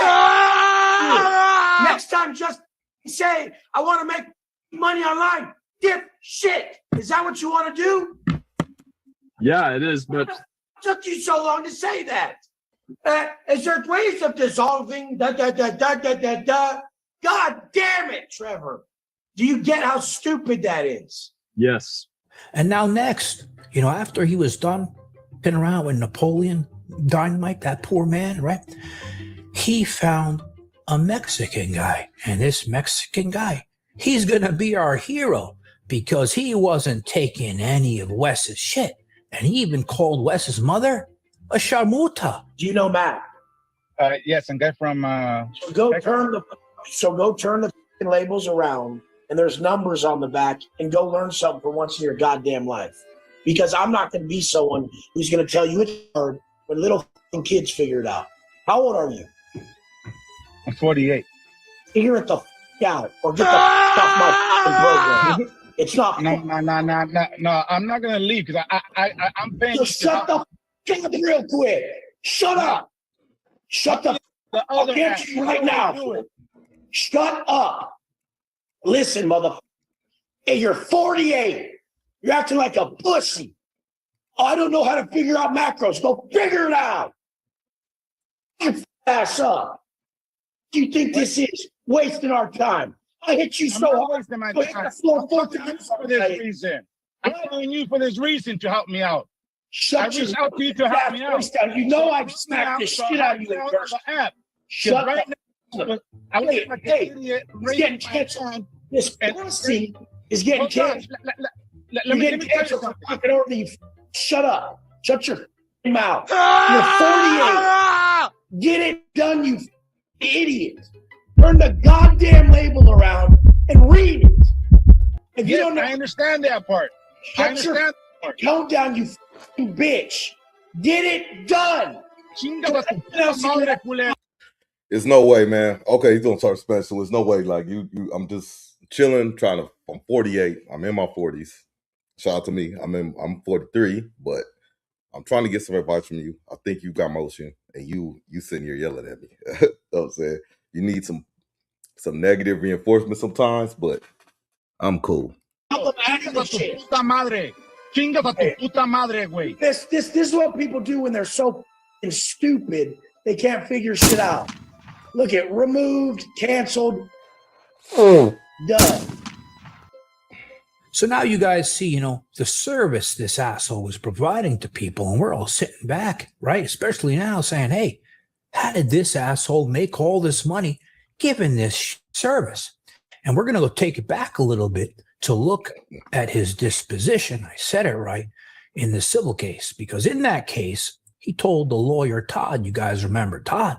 Well, he claimed he had over 12,000 paying members a month. I couldn't believe this shit. So when I saw that number, I was like, man, this piece of shit making all this money, doing all this shit to people like you saw it. I mean, was he exaggerating these numbers, or was there more to the story? In order to find out all this shit, like I said to you guys, I spoke to people in his inner circle, his right-hand men, not the ones that do those things. And they told me everything that he was doing. And listen, we all know, the service he provided, so many people quit. He never gave them refunds. We all knew about that. But what he's doing with this shit was some shit I never could believe. The money that he was getting paid every month, it wasn't all kosher, because he found creative ways to get most of these people to pay him. And he told me that the reason why his membership numbers are so high was because of the amount of people that never even noticed they're still getting charged, and they didn't even remember to cancel. Because think about it, a lot of these people signed up for that $47 a month plan, and they never even noticed it was still on their credit card statements. Think about it. How many times do you look at your credit card statement and not even look through every charge? Some people don't notice this shit. Now, this is the account that Wes Watson used for his company. And all the money from all these signups would come into this account. And from here, he would disperse it in crypto, BlackRock, other investments, and of course cash, because we see him how he loves to spend all this cash on his shamuta behavior. But this is also where shit starts to get dirty, and he starts his criminal-like behavior. Some people are not going to be happy with the service, obviously, because we saw how he treats them like a piece of shit. So they want to cancel, and they reach out thinking they canceled. But instead of him canceling their membership, he keeps on renewing it without their permission, even after they told him to stop. I realized right away I was on the 3-month program, and every time it would expire, he would keep renewing the membership, and I would reach out to him, and he would say that the company he had the app set up through was fucking up and not canceling the membership. All bullshit. I got fucked for $1,500 total by this guy. Lesson learned. And then I told him, yeah, he did that to a lot of people, but most people didn't notice it and still don't notice it till today. So think about it. Just like the people who forgot to cancel because they never noticed the charges on their statement, think about how many other assholes never even saw it was canceled. He's making money on people who never checked their shit. Now, this is where it gets really bad, and this asshole starts doing the most immoral, unethical shit that even Wes Watson is capable of. And I have to say, this is alleged to protect myself, but his people, his close ones, they told me he was up to this. They told me he started putting in charges on credit cards from clients from the past. Some other intel. He's got a gun in the house, and he's been banging credit cards from old clients. Then I told him, he's using their credit card numbers? No way. And then he says, he's been charging old clients' cards.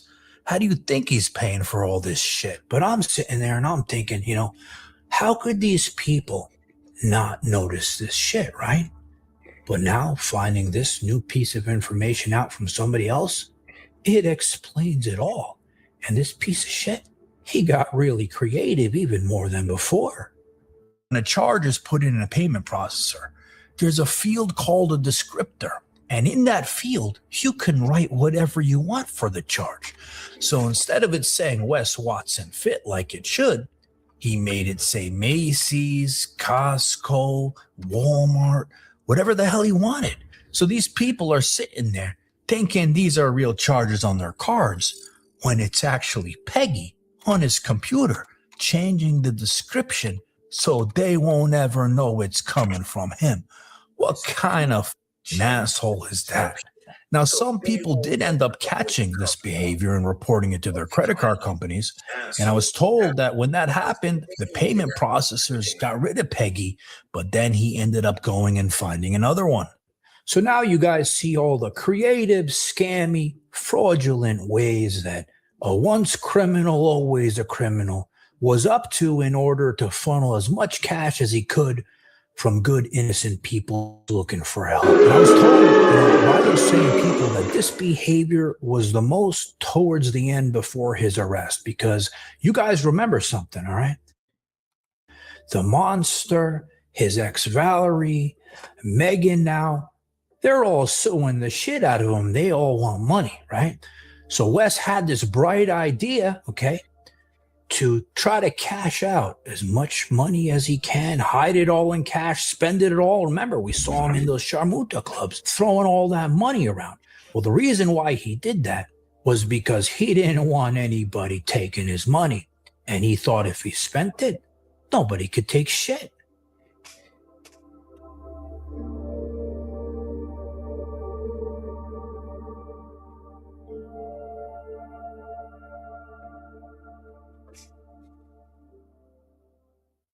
And babe, you know this new studio move? Do you know what kind of a pain in the ass this is? I haven't been able to film a video for days. Yeah, Andrew Dice Play. Man, go. That's funny. Wes Watson, interesting character.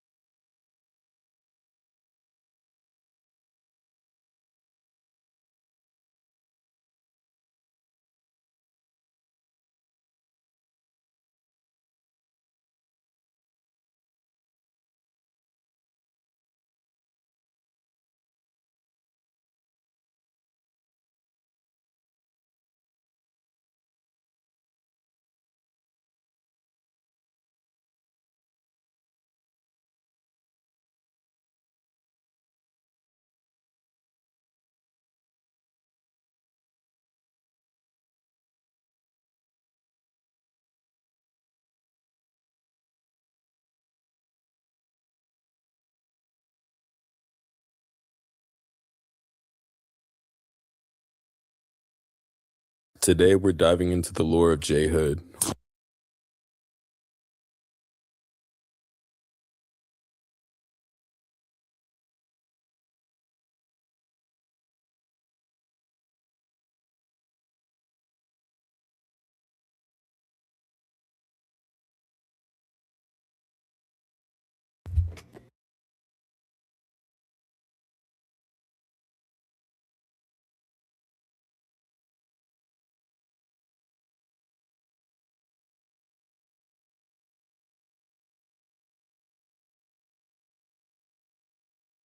Today, we're diving into the lore of J Hood, where he's from, what he's been through, how he came into the public eye, why he's beefing with Path No Jumper Universe, and whether there are deeper motives, agendas behind some moves he's making today.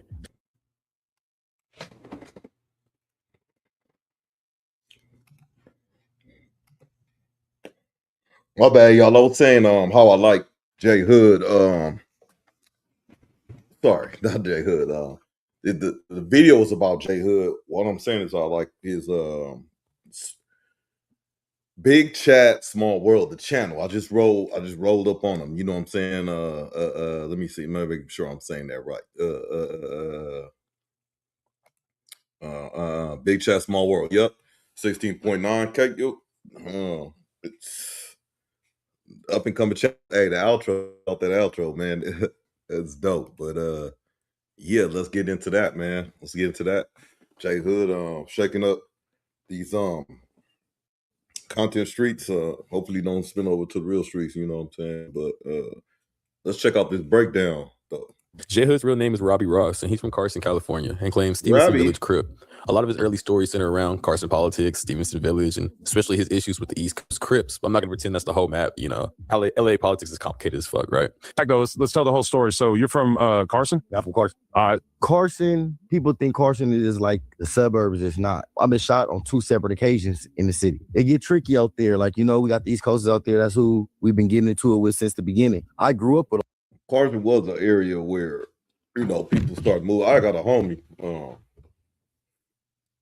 His peoples lived in Inglewood, moved to Carson. It's just like kind of like it's not further. It's further away from the airport, but you know, it's not Inglewood. all them dudes though. I got a big brother from over there. There's only 2 Crip gangs in Carson. Okay. Us and them, us and the East Coasters. Okay. And we go to the same schools and we like choose like different sides, like come like 8th grade. So when you were young, like what was the lifestyle like though? Were you just outside like every day, just hanging out on the block, or not really? Hanging out. No, I used to play football. I ain't gonna lie, I used to play football. Carson is like all the football players turn gang members. Football players turn gang members, but like everybody that was on my football team, for the most part, I'm still cool with. But it's still like it's people that was on the football team that was present when I was shot, you know, that I feel like participated in it. You know, so it is what it is. And then it's like it just get deep, it get tricky. I grew up in the Hoovers too, though. Oh yeah. Hell yeah, I grew up with the Hoovers in the Hoovers my whole life. Or my cousins is from A-Tray Hoover, or my hangout with the Hoovers and in the shotguns every day. And the A-Tray gangsters, I be over there every day too. So that's like those like are allies. Well, Jay Hood says he got shot at 16, was in and out of juvenile hall, and eventually caught a murder case. According to him, they originally hit him with multiple serious charges, but he ended up taking a deal and doing 11 years. And that's where the Jay Hood lore really starts. Apparently, while he was incarcerated, people say he went 50-0 in fights with people claiming they have never seen him lose. They really paint that guy to be Superman, I ain't gonna lie. Whether y'all believe all that is up to you. But a lot of the conversation around Jay Hood eventually turned into arguments about where he was actually housed while incarcerated. Some people said he was PC, some people said 50-50 yards, some people said SNY yards, which y'all didn't know, those yards are often looked down upon by gang members and often result into DPs from their communities. And once people started questioning what yard Jay Hood spent his time at, the conversation stopped being about his reputation as a fighter and started becoming a debate about his credibility altogether. The No Jumper Beefs explained. So the first guy on this list is going to be Munchie B. Now, Munchie B and Jay Hood at one point, I think were cool. But whenever Munchie B heard about what yard that Jay Hood was staying in, he lost all respect for him. Listen to Munchie B talk about it when he was back on Fig. You and Jay Hood now get into it. I'm getting it. The Jay Hood shit came from the same post because I guess because I allowed Tony Munchie to go in there and say something about being with house where he housed at. So he was upset about that. You know what I'm saying? So I mean, I seen his last post. He was upset. He was upset with you because he was like, "Nigga, we been in school together. We did this together. You already know me. You know what's happening. Well, whatever the fuck y'all said. Well, county. No. He said he know some mutual people. He said he know Lil Munchie. He been in county. He know Tony Munchie. Been in county jail. He even said the homie baby dot name. But that have nothing to do with me, bro. Yeah. I don't. If you know them niggas, I know. I heard good things in the past. You know what I'm saying? You was about to ask a lot of people, but once you go over there, you're not good no more. All that shit don't even matter. Like where he housed at, it's men with boob, it's snitches, pedophiles, pedophiles, dropouts. So I believe what Munchie's explaining is protective custody. And I think protective custody is just a general term, and SNY is a more specific term. I think PC and SNY are the same thing, right? SNY is just more California-specific terminology. But it's highly looked down upon for gang members to go PC. They're supposed to be with like the general population. But after these rumors are going... It's trippy, man. On this topic, it's kind of crazy because I don't intend to go to jail, nor have I been to jail. Like to do a stretch like that, you know what I'm saying? It's been locked up or whatever, but arrested but to do a stretch like that, no. And you got these yards that make stuff. They did that intentionally, by the way.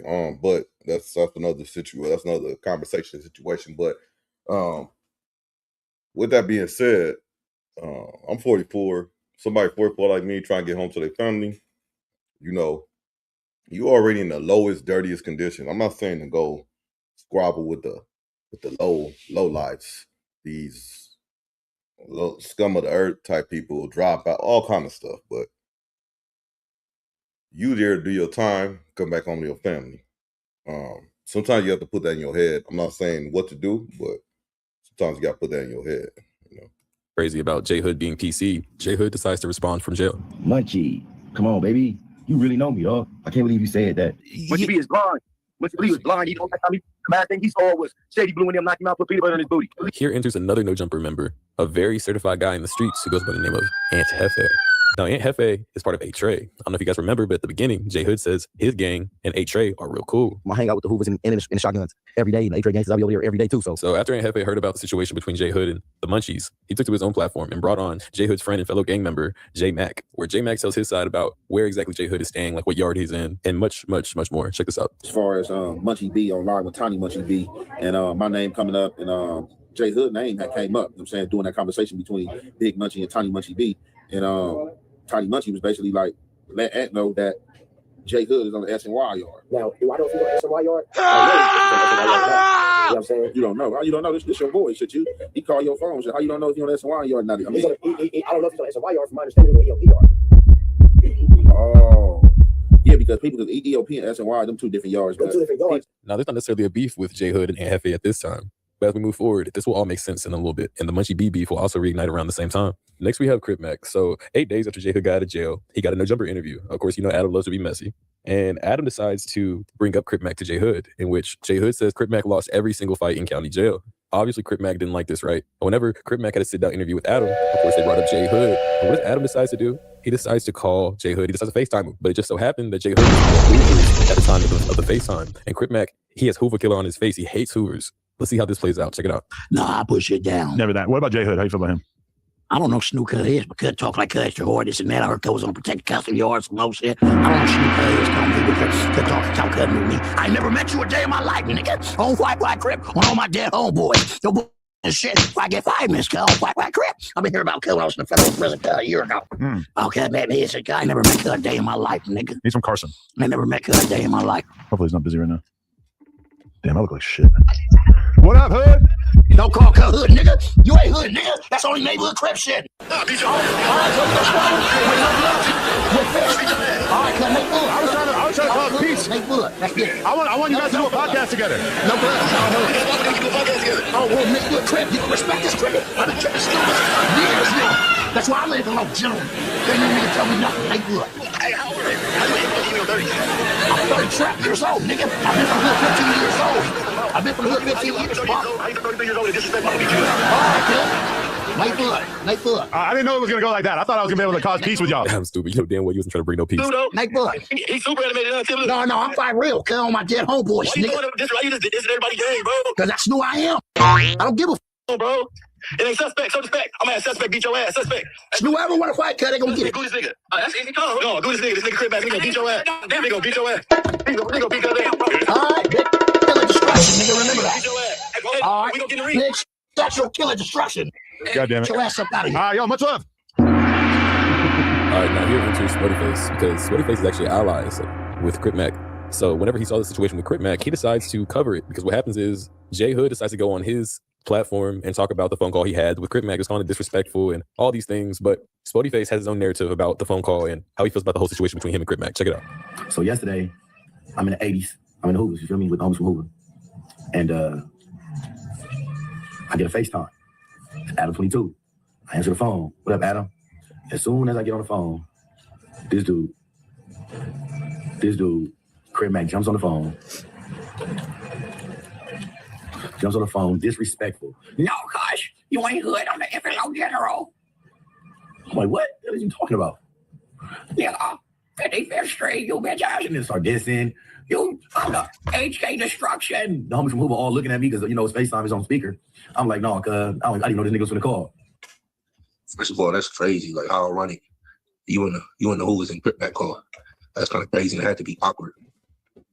Maybe times I don't watch a couple of, not all of them, I watch a couple of J Hood videos, and he always like, I don't want to say necessarily pay homage to the Hoovers, but he always let it be known that, you know, he I guess he got a lot of compadres over there in the Hoovers, you know what I'm saying? So he's speaking about that openly. Yeah, it's kind of dangerous. You know, I know you mess with them and all that, but one thing J Hood gotta understand as well is, you know, when you align yourself with certain people and you associate with certain people, you know, you take on their beefs and you inherit their problems. Don't be so disrespect. He get irritated. Everybody get irritated. This nigga Crip Mac get extremely disrespectful. And I'm like, he just a trade. He just did all type of like child. He was just as a child. He ain't nobody. You know. I have to disagree with that. Crip Mac is definitely somebody. Crip Mac is definitely somebody. Whether you want to accept that, whatever you want to, you know, the narrative you might paint or whatever the case, Crip Mac is definitely somebody on the streets in his YouTube space. I say this respectfully. If you put J Hood alongside Crip Mac and tell him to walk down the street, I guarantee you somebody will recognize Crip Mac before they recognize J Hood. And that's respectfully, you know what I'm saying? But Crip Mac is he viral, he been viral. He's, you know, he's definitely an internet presence. So I wouldn't say that he's nobody, you know what I'm saying? Because he's kind of a big deal on the internet, whether J Hood want to recognize it or acknowledge it or not. But you know, he's definitely a big deal on the internet. You know, also in his hood as well. You know what I mean? So I won't call him nobody. And I know he's all a gimmick, but that's really how he act around his homies. But that's not really him. That's not Crip Mac. I know he's doing it for content because he really a buster. To be honest, like that's buster shit. Because he's 33 years old.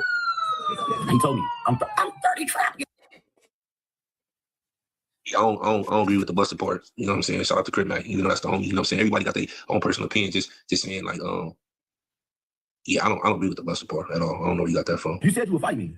You said you would give me a fade, but I feel like I'll be picking on the weak if I fight you.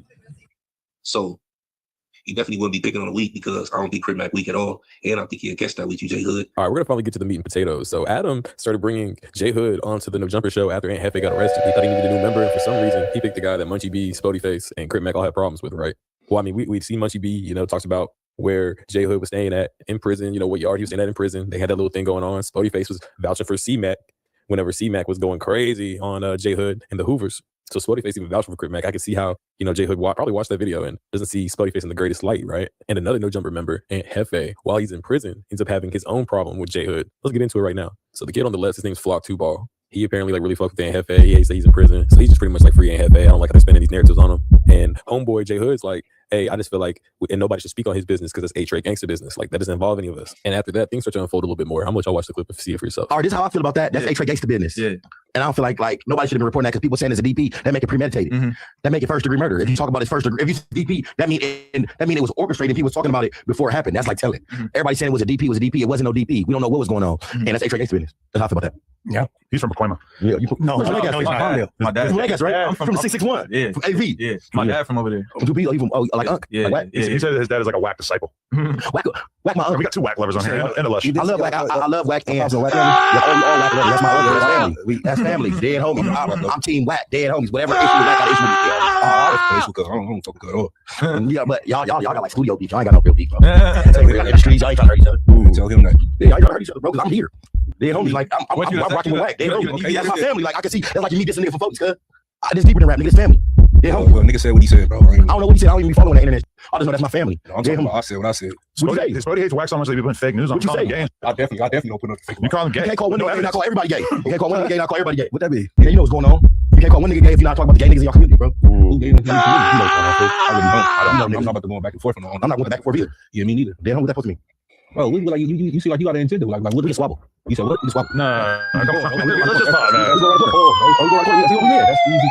Let's talk about. Stop talking about. I'm just talking about, bro. You can squabble after this, bro. It's cool. Just escalate quickly. No, it ain't escalating. Just regular program. Fool. That's nigga. That's PC. You know that ain't. That's what nigga. How we call you for a face PC? Nah, you could have did that on you online doing all that. I'm not online, bro. You just it brought this conversation that brought up. I see. You should. Bro, come on, call me PC. Bro. Oh wait. What the fuck? Yo. Yeah, that shit.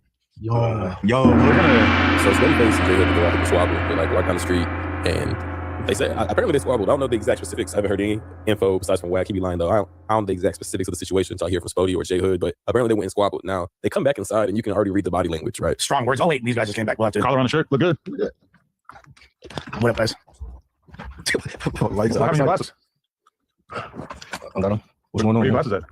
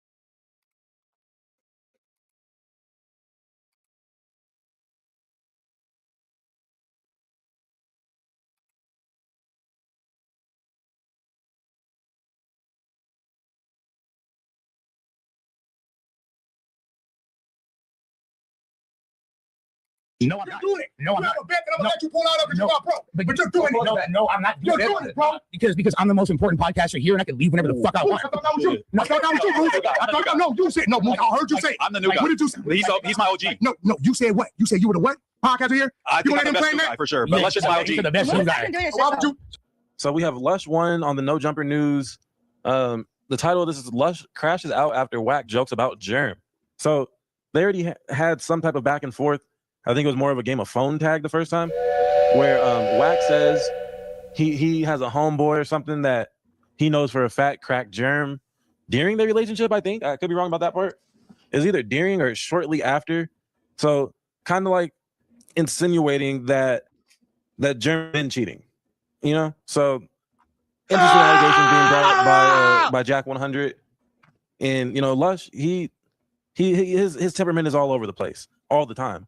So you know, when it's a topic near and dear to his heart, like his girlfriend of several years, who he's fresh off the breakup with, kind of says that they're not even really broken up. Some people say they still hang out, and who knows what they got going on. They're just choosing to be more private, but now it's content. so it's like, okay, so you're supposed to be keeping the relationship out of the public eye, but now we got multiple pieces of content in the last 7 days ever since they said they're gonna be private shit. I guess that plan has failed.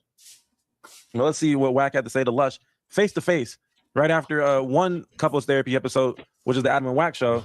Then he goes into be couple therapy for Lush and Germ. Except for he's a diabolical therapist because he's out here letting you know that your chick is going. Telling me to pull a munchy spotty face on us, bro? Is that what I said? You said you can leave anytime. I could walk out of the conversation anytime I want. No, you're coming when fools are playing with a joint. Like when fools are playing with a joint. Joints is gotta get smoked. We finna burn this down. Stay tuned, Prince and Germ. Hey, Prince and Germ. So this Prince guy, he's one of the Clubhouse people. I remember about a year ago, I did a video covering some Clubhouse drama. I think Loose Cannon was in the car or something too. And it was right around the time when Poetic Bison started getting cool with, and before everybody joined the call, it was just this Prince guy, the Bison, and like maybe one other person were in the call first. And I remember seeing him as just like, he wasn't really talking that much. It was Bison and someone else who were doing most of the talking, but this Prince guy was there. So he's one of Wack's Clubhouse demons, all right? Yeah, just cooking right now. I said he got it.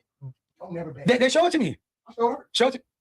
Bro, I can see the look at her face. I can just see. You gotta read. It's not good, Lush. It's not good. It's a lot of claims, I'd say. There's claims in there. We can't do this to my nigga. No, not you, but the guy in the text messages are. But we can't do this to my nigga Lush, bro.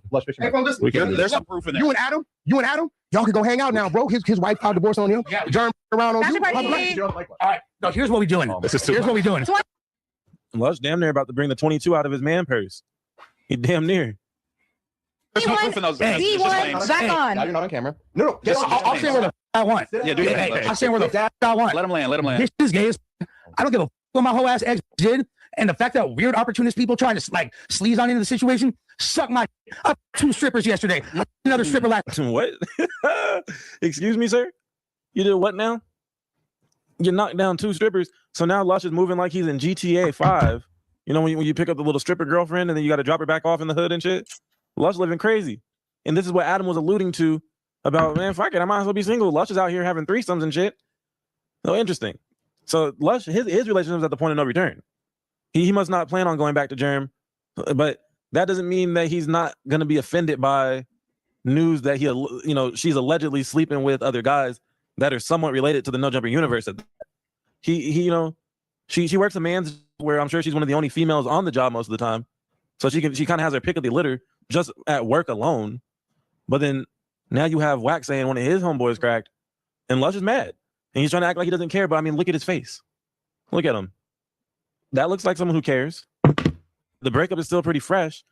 And then, but you know what's crazy is we now know that Adam 22 and Lena, that wasn't real. Now, to some degree, I want to possibly believe, let's just say for the sake of this discussion, that for about 12 hours, Adam thought that the news was real and that he found out that he was getting divorced at TMZ headline, right? What? Now, it's supposedly a fan, a stalker or something that filed the shit.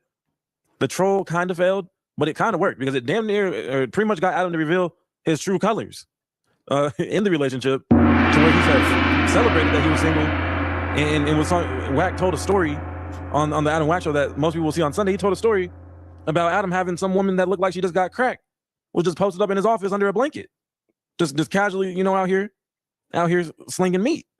So maybe he believed the story, couldn't get into contact with Lena, and actually did cheat. But it doesn't seem, the troll might have at the very least caused an argument. He's like, motherfucker, I didn't file for a divorce. Oh, well, I thought you did, so I'm already out here in these streets, bitch. Last weekend, you think I give a about that nasty wash up chopping twat? She lucky I don't go on the Hulkamania late kick. Both those cats. Oh. Hey, my nigga did the mic drop. Yeah, that's enough. Yeah. He broke the joint.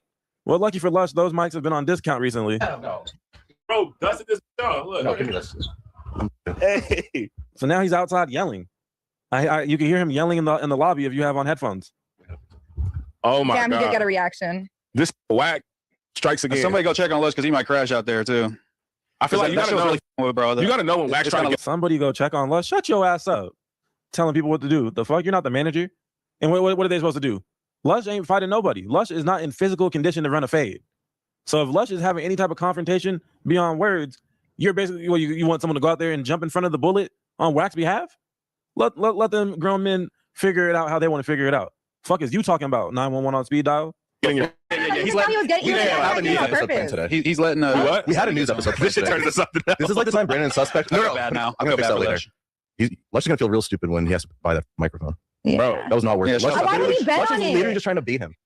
Well, because I still don't think it's true. The guy's just claiming that that's true, and that's what's Look, happening. But there's no proof in there. The guy is dead. Well, real quick, I'm gonna pat myself on the back because a year ago I said that Jerm was cheating on Lush when he first started doing his streams from his house. Okay, remember he tried to do music streams. He still does sometimes, but he's seen the success of Black Boy Max in his music creation streams and try to replicate that. Except for on his, Kenny makes the beats on the stream too, instead of having beat packs ready to go. So for people that don't want to hear a beat on loop while someone's writing for an hour and a half, the streams can kind of be a little boring. But they have their moments. He's at home, he's very comfy, and he be crashing out. Crashes out on the fans, crashes out on everybody. And in one of those streams, he just got done crashing out on a viewer where he told them they can meet him outside at the gas station or some shit, and he's gonna noodle them. Oh, fucking noodle you, blah blah blah. And that's his thing. He argues with his chat randomly, and then threatens the life and safety of his viewers. And then when Big Jerm came home in a high visibility construction vest, and she pressed him and laughed at the idea of him being violent when the chat snitched on him to Jerm. They're like, Jerm, he was giving out the address trying to fight fans. Someone said that in the live stream chat, and Jerm pressed him for giving out the address. She's like, you gave out the address, fool? And he's like, no, I didn't do that. They're lying, Jerm. He went from being on level 10 to calming all the way the fuck down to -10, right? And she tried to pop it one more time while Jerm was there now, and she laughed at him trying to act like he was tough to the chat, publicly embarrassed him. What also seemingly embarrassed him was her coming home in that vest, because before then we didn't know their relationship dynamic. We didn't know if she works and all that stuff. Now we know, of course. He went on that show about being sober while high as a kite, and said, "Oh yeah, Jerm does Paisa work, dog." The thing, the point and shoot video that he covered that instance, and then this whole downward spiral begun. Like, it was already spiraling, but that didn't help, right? So all that takes place, and we now know exactly what Jerm does for work. But the original reveal of she does some type of manual labor was back then when he first started doing his music streams, all right? And I'm saying all this because the tough guy act. When you act tough in front of your lady and she laughs at you and says, "Sit your bitch ass down," that's a crazy look. And he the energy shift was notable.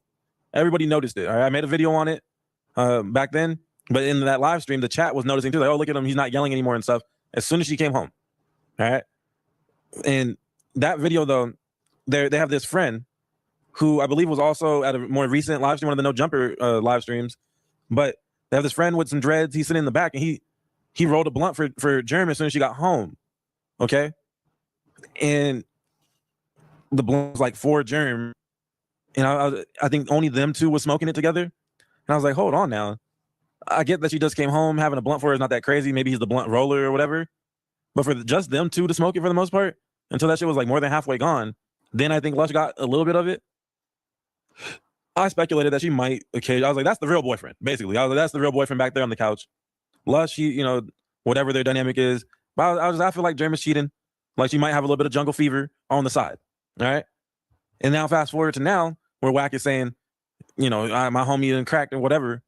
But then let's rewind a little bit into the middle. So we got the beginning, We established that. We established the present day allegations. But then in the middle, that same blunt roller guy, it was the King Pill fight stream. Remember, Lush came on the news or something the day after that and was like, oh, yeah, I had the group chat in a frenzy because I was arguing with my girl. And, you know, I told her just pull over the car. I walked home from the ops hood or some shit like that. And so the blunt roller and Germ drove back to the MacArthur Park apartment, and Lush, I guess, walked through the ops hood and was blowing up the group chat saying, if you guys see me on the news, just know it's because I argued with Germ and told them let me out the car. And I walked through the ops hood to get home. So while he's doing this unnecessary side mission because they were arguing about whatever happened while they were on the King Pill boxing fight stream, my speculation is that Jerem got her back blown out by the blunt roller because, you know, a car is going to get there way faster than Lush with his leg and a half of a walk that he has. So there's plenty of time to get it off, probably 2-3 rounds, and, you know, go lay down. So yeah, I think the blunt roller been cracking. And then now we got another allegation of this Prince dude who be on Clubhouse. For what I know, that's kind of, I don't know if he has a YouTube channel or anything like that, but I know I've seen him on Clubhouse when I covered some Poetic Bison back drama about a year ago as well. But let's continue. Definitely becoming a That's crazy, but it's one-sided. Exactly. But the message is the guy is definitely like trying to get an opportunity. No, like, for sure. on. Yeah, he's cloud chasing Yeah, for sure. he's for sure. Whack his help. But if Lush was just like, man, that's get about here, just like, why would you ask and bet and keep on asking keep on asking? Yeah, but he's obviously, you know, still, you know what I'm saying? He just broke up with her, so, you know, he's a little tender. You know, I know, but that doesn't mean everybody knows that's how you act when you get out of a relationship. You're trying to get over a girl and you're still a little heartbroken. He's trying to, you know what I'm saying, get your job, but what if obviously it's still thing though? Yeah, but he's saying that he's been for a long time, so that would insinuate that while they were together, he was there, and that's the bad part. I feel bad for bro. Yeah, I actually feel bad for Lush. I don't feel bad for bro. This nigga's damn near 50.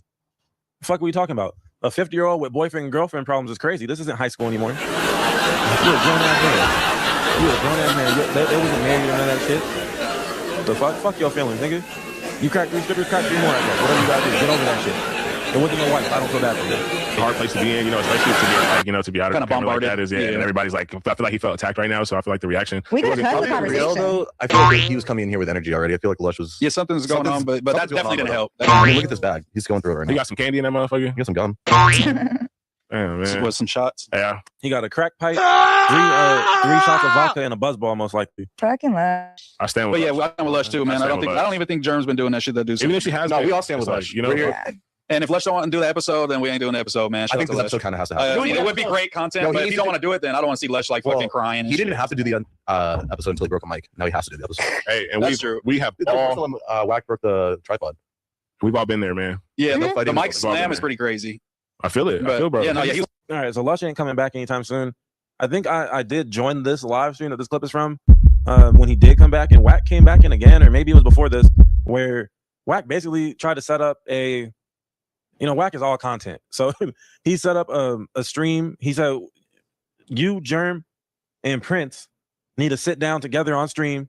And I guess Whack will be there too. And they're going to all just lay it all on the table. He said he had proof on his phone. And he was about to show him on this live stream, on this news stream. But he was like, no, actually, F that.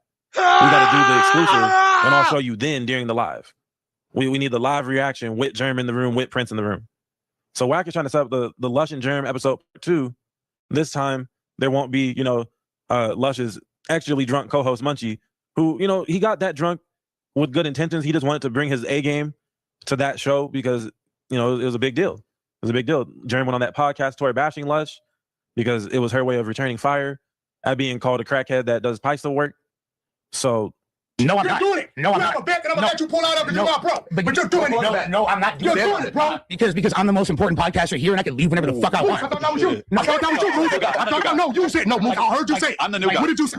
He's my OG. No, you said what? You said you were the what? Podcaster here? I think I'm the best new guy for sure. But Lush is my OG. You're the best new guy. Why would you? The fire is burning that joint down. Hey, yeah. Just this nigga cooking right now. He got it. They show it to me. Show it. Bro, I can see the look in her face. I can just see. You gotta read. It's not good, Lush. It's not good. It's a lot of claims, I'd say. There's claims in there. We can't do this to my nigga. No, not you, but the guy in the text messages are.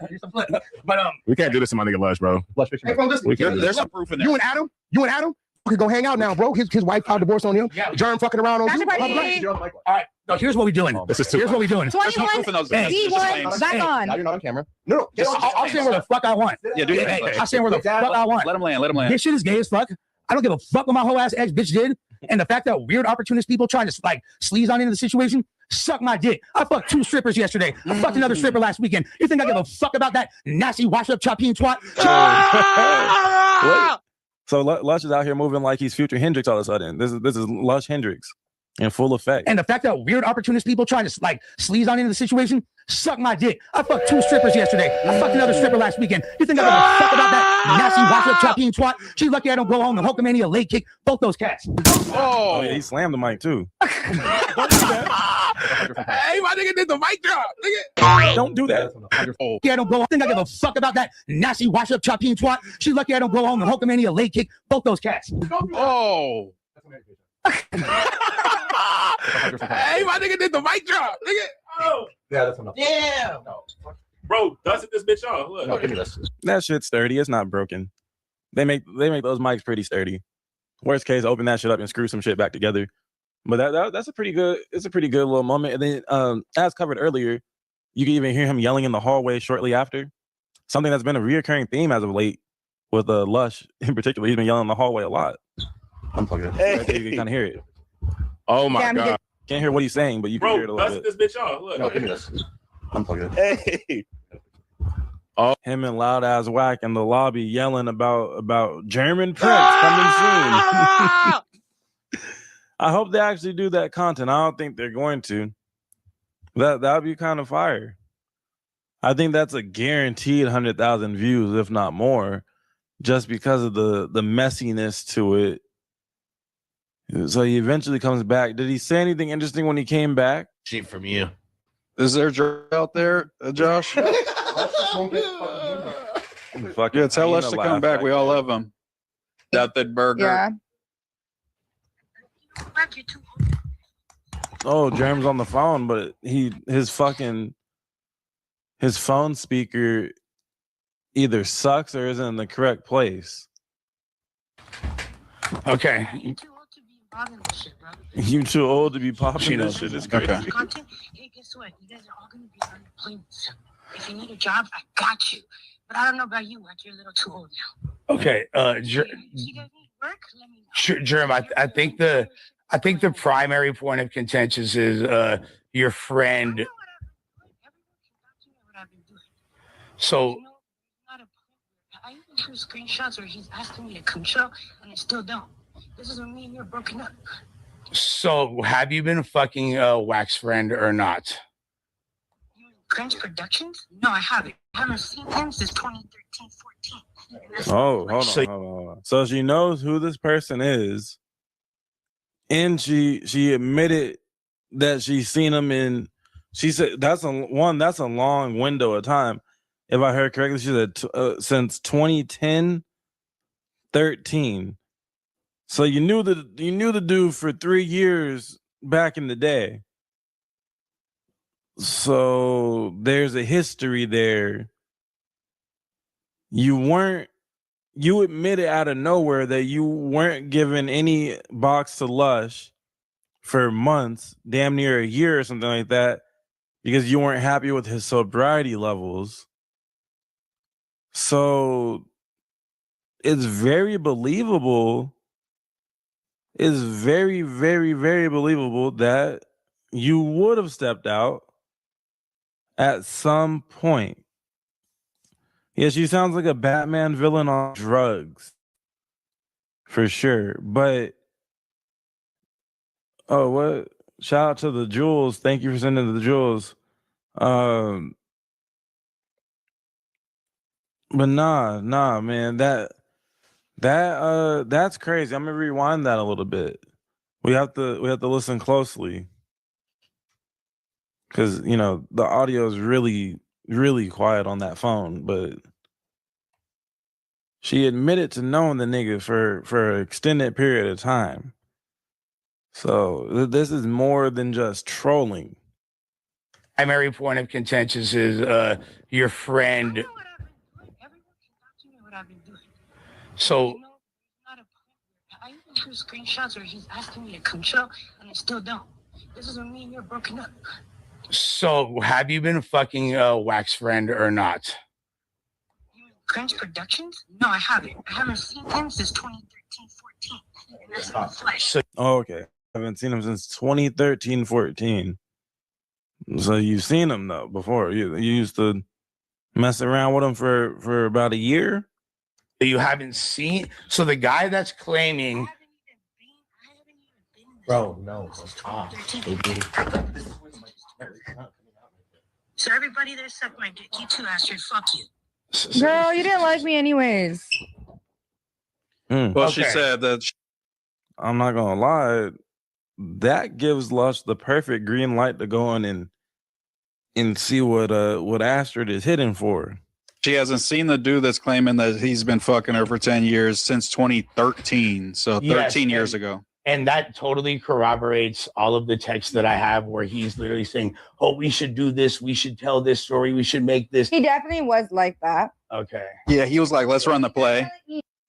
So, okay, interesting. So it's a potential that the allegations that they had relations currently could be a play that Wack cooked up simply because he knows that they had history with each other in general.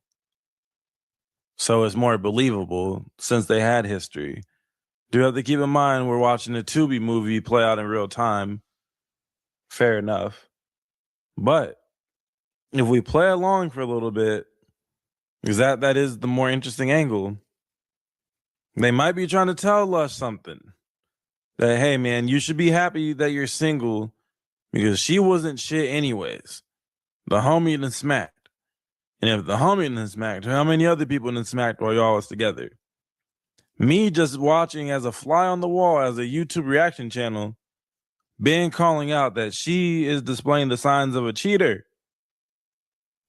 You walked home after the King Pill fight and she was driven home by your homeboy. She most likely did something with your homeboy, in my opinion.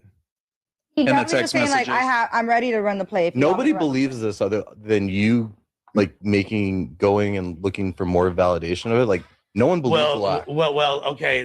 That's But no, it's good to disprove it. That's cool and all. But if it wasn't disproven, then everybody would believe it. They'd run with it for sure, for fun. They're going to run with it regardless. I mean, how are you going to disprove that? She just said that. It was literally just disproven. Like, what's? Oh, she just said the person being accused of cheating's word doesn't prove or disprove anything. What are we talking? Like, what? Are you dumb? Like this unless she's lying. That's he say, she say. But this is a person that doesn't even live in the same city. She hasn't even been in the same like area code as this person. And right. Overly explaining. So not only is she overly explaining, how come she knew exactly who he was talking about? I'm assuming that maybe they say, hey, in the text, like, oh, Wack is saying that you cracked his homie Prince. How did she know? Oh, Prince Productions? Because like you already knew right off the rip that, and just that you had any type of history with him. To me, I'll be cool off it. Like, hell no. That's why there's that infamous question that some people like to ask, especially when you're two entertainers, which Lush and Jerm are both in the entertainment industry, right? For a long time. So people in these scenarios like to say, hey, have you smacked anybody that I might know or might end up crossing paths with? Don't have me out here secretly looking stupid if I bring you around and this and that. She probably could have disclosed to him that back in 2013, 14, she had a little something that happened with one of Wack's homeboys. That's probably information that's useful to know. And knowing that you work in the same building as Wack and occasionally do content with him. You don't have the Lush and Wack show, but that's useful to know before, all the drama and the breakup. So you're not out here looking stupid on the live stream. In close to a decade. It literally doesn't make sense. This same dude, oddly enough, and Wack even just acknowledged it, I didn't mean to, but I fucked this dude's girlfriend back in the day when he was a producer working with Chief Keef, and he had a Persian blonde-haired bitch with big titties, and she chose up on Sosa and wound up fucking doming us both up. You feel me? And this is in 2010. Same time or different time? No, it wasn't a blow bang. I was just wondering. I was say you done ran a train on his girlfriend with Chief Keef, but no, just damn near. That's an interesting tidbit. So, for whatever reason, y'all got the same taste. But like, were you sitting on the That'd be same so couch? fire. yeah, that would have been fire. But regardless, like, I didn't even want to bleed Germ like this again. She's moving on with her life. I hope she finds happiness with somebody else. I've moved on with my life. I want to keep it copacetic. There doesn't need to be any beef.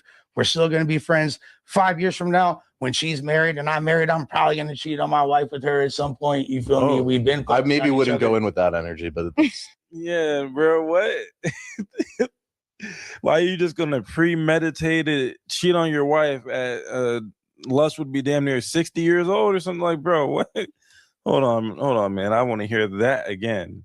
Bleed Germ like this again. She's moving on with her life. I hope she finds happiness with somebody else. I've moved on with my life. I want to keep it copacetic. There doesn't need to be any beef.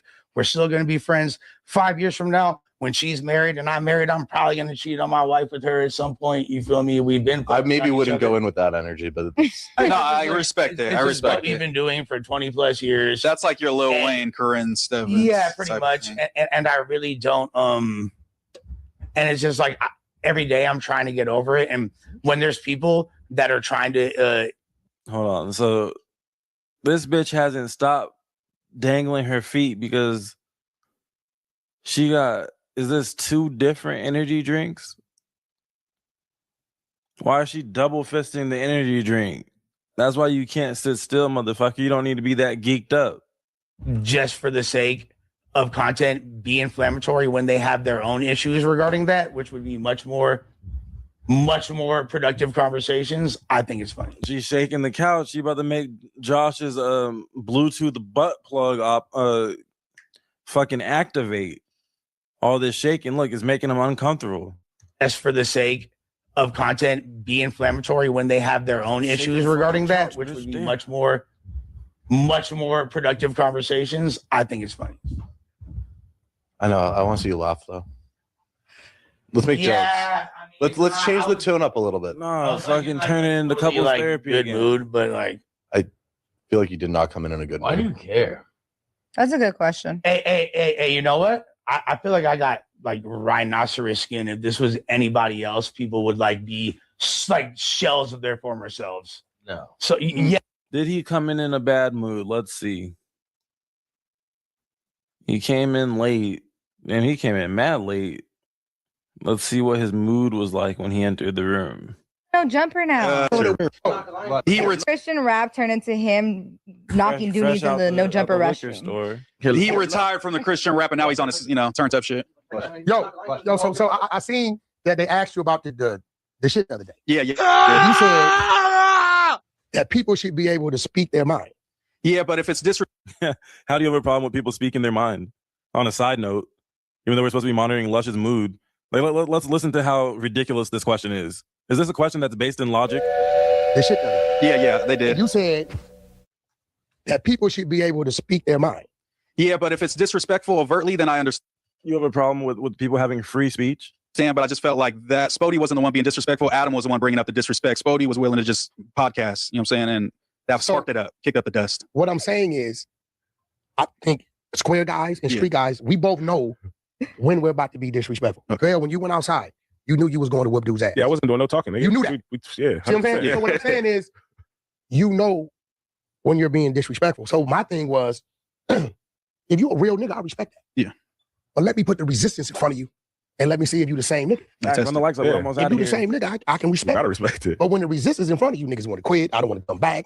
How are we supposed to evaluate what Lush's mood was when he walked in if he walked into whack hijacking the show? That's not going to be a valid evaluation of the vibes. It's automatically going to be weird vibes. And look how he entered. Look at the posture here. Look at the fucking energy. This is a weird vibe to walk into. At all. It's like 30 minutes or something of this. There's no telling what his mood was because he went from talking about that to talking about the young and Hefe shit, and then right into pressing Lush, saying that's why the homie fucked your bitch. What? I think he's denying that he struck the person because that's what. Who we can't evaluate his mood. No, what I think. Of course, his mood was off. The first thing that was said to him was the homie been knocking Jerm down, been swimming in them crackhead guts. Like what? That's not a valid criticism. Let's lighten your mood because it's been shit since you walked in. Why? Wonder why. Maybe this is why. You think this might be why his mood sucked when he walked in the room? Like, come on, what are we talking about? I don't think I have to keep playing this. This is obvious why his mood was like that. After King Von was killed, all Lil Durk could see and hear was slide for Von. In every single one of his comment sections, he was taunted, and many believe he crashed out due to the overwhelming amount of pressure to get revenge for Von.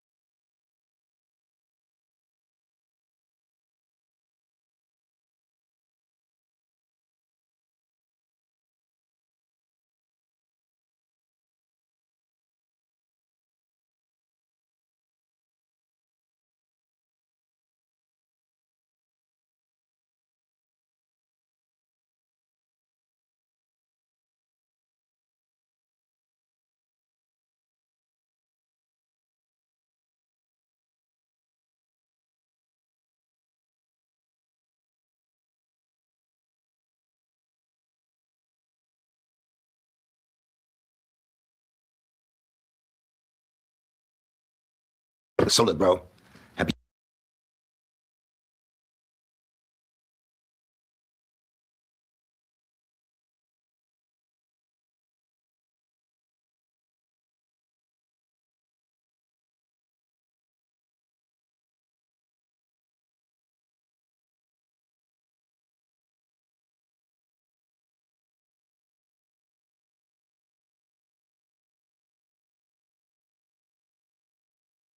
So look, bro. Happy Yonde Squad. Got another dope video. Snake back in rotation. This fool sent me like 13 videos, so y'all know what we on for the next 7 days. Get to the DJ Ghost channel, the Ghost to Go channel, the OG Ghost channel. Y'all know we got a lot. Anyway, light me up, and what I mean by that, let me get 10K, and y'all don't listen. I promise y'all, when I be like, let me get 10K, I say in the beginning of the video, but I don't watch my own videos. That's weird. Like, you already recorded the video, and then you edited the video. Why you gonna watch yourself a third time, Squad? Anyway, the other day I went back to the videos. I'm looking at the likes like these old big head fools. None of the homies gave me 10K. Y'all don't even be sparring like that, bro. Like, let's keep. Not for real. Let's get 10K. For this reaction, bro, it's like, go do this one first. Bro, don't tell me what to do. You just for my videos. Don't be telling me like. Nah, but here we go, Squad. Hope y'all doing great. How many people live here? Great. 2 adults and 3 children that I know of. Nobody's heard or seen it from any of them, right? There's 6 people. Oh, have you guys heard from any of the wife or anything like that? She's trying to call. They're trying to call every day. They've been calling. Nobody answers any phones. For 4 days? Nobody's been to school. Nobody has been out of the house from the neighbors. Okay. There's 2 callers, right? I know one called today, but I know anyway. This is the sister-in-law. This is his wife. Okay. And what's your relationship to? I'm friends. She's just friends. Yeah. We got the second call. That's when it's time to do a will. I did so many of these videos, bro, to where a girl be late to work and her coworkers calling for a welfare check. I was just late to work. Why are the police at my house? But when your kid's not at school, the parents not at school, they call on the phone for 4 days. Nobody picking up. Hey, somebody get to my sister's house, Squad. You call the police to get over here. Another thing about a welfare check, bro, that I never understood, and I know everybody got their own. We live different. We individuals for a reason. We are. But I never get why or how people can feel like their family members is in the house, DOA. Nobody's responding. They've been missing for 4 days. And you call the police to go check on it. My mama would have broken that house at the door. Just like, I got to see what's going on, bro. I do. The police, they going to have to, they see me in the house when they get there, bro. I don't have that much patience to know my family members might be in here, DOA, like life gone, and I got to wait for the police. I'm in the house, bro. Y'all see me? There was a male who was naked, rocking back and forth in the garage. That was me. That was you. You observed him in the naked. What? I'm friends. Just friends. Yeah. We got the second caller saying that there was a male who was naked, rocking back and forth in the garage. That was me. That was you. Why was you naked? How did you see him in the garage? I jumped the fence here, went around. Medical stage down the road. You guys know the dog? He's really nice. Lieutenant come here and make a decision what he wants to do at this point. It's been Saturday, Sunday, Monday. on day 4. Well, we have enough to go. And it was I'll a check game. on him. He's still inside the garage. He said he saw him in the garage. Unless he's moved in. Rocking back and forth. 3 times. Can you have fire respond down our direction? Use their ladder. He's off the whole thing. He's off the whole thing. Yeah. Use your ladder to get up.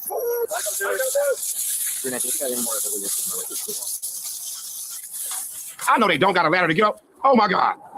All these fire drills y'all be seeing, I've been seeing this since I was a kid, bro. They be going viral. Y'all running down the street with 3,000 pounds of fire hose, and then y'all climbing up a building with the ladder, climbing back down the building with the ladder, doing push-ups, burpees, picking up fire trucks, and you need a goddamn ladder to hop the gate. This don't make no sense, bro. Did he get on the roof? Let me make sure I'm sure. I might be talking for no reason. Did he get on the roof? They needed 2 ladders. Ah, bro got 2 ladders, one to go up, one to go down. Look at this shit. Hey, DJ Ghost. Let me just let y'all know. He's the reason I got into YouTube. You know what I'm saying? Not to, he got the best content, all that stuff. He up there. Just his grind, his story. You know what I'm saying?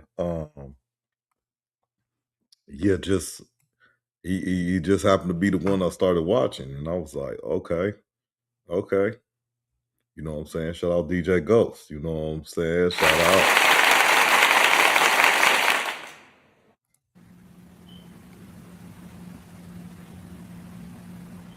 You gotta.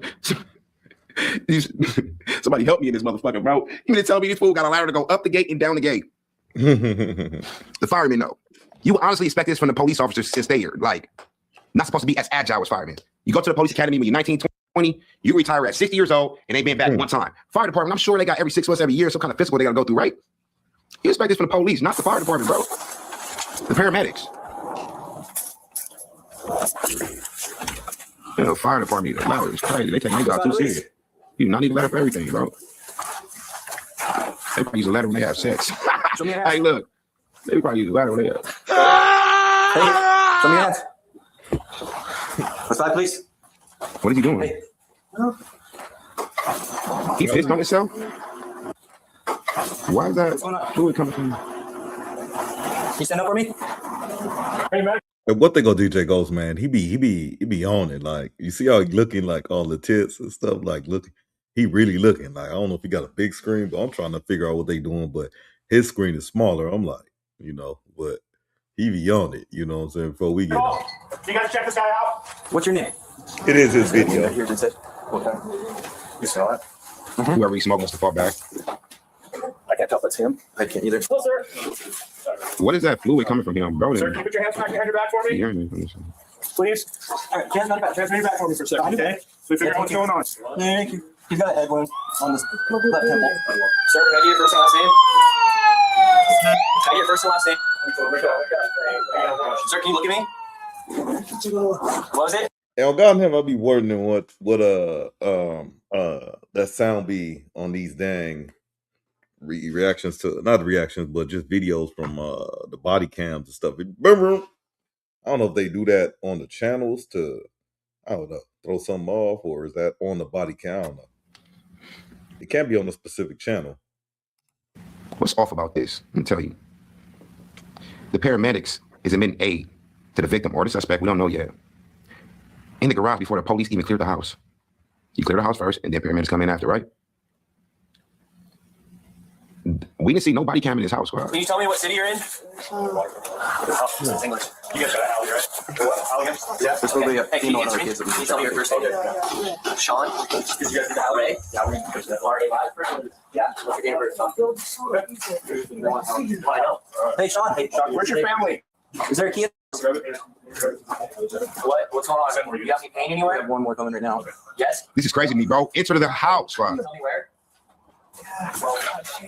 Pain in your shoulders? You know how you got your head wound and your black eye? You know how you got a black eye? For him to have a black eye and a head wound, bro, now I see that the paramedics are aiding the suspect.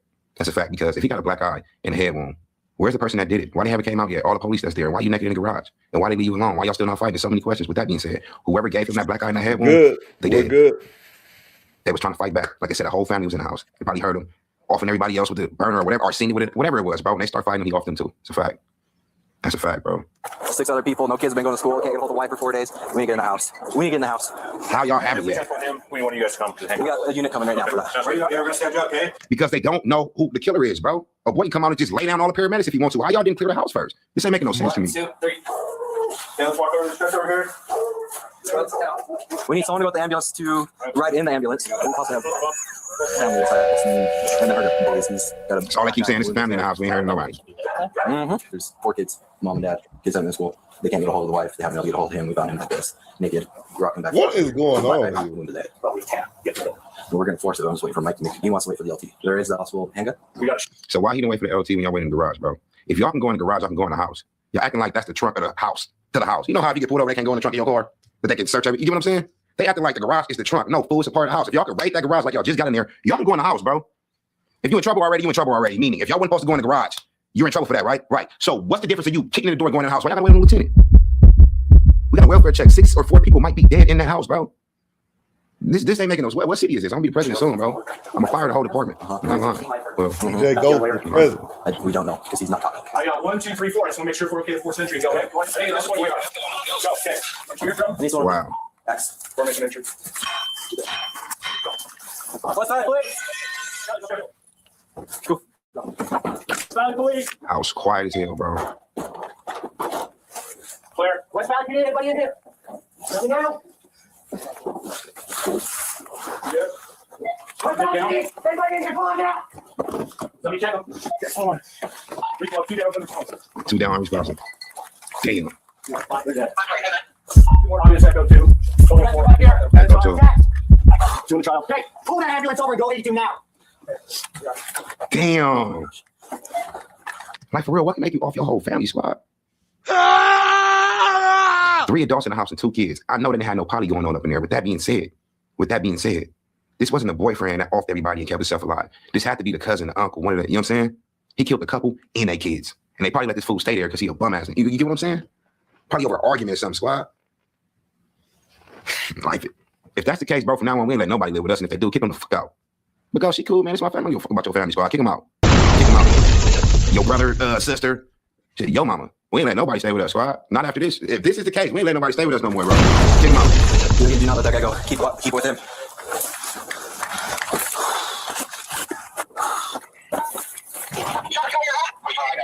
Are they still outside? No, they're gone. They're gone. Who knows? Dugan's with the suspect. It's crazy how life is to where you see how all the people is dead in the house. It's crazy you don't know what's going on around you. And I said this before. And it's a fact that if you are over the age of 21 years old, you came in contact with about 3 serial killers in your lifetime. Whether that's standing in line behind them at the gas station, sitting next to them at the B&B, walking past them on the Las Vegas Strip. You came in contact with them before. You just didn't know it. With this right here, I said that to say this. You know how many cars, how many people walk by that house and not even knowing there's 4 dead people up in there?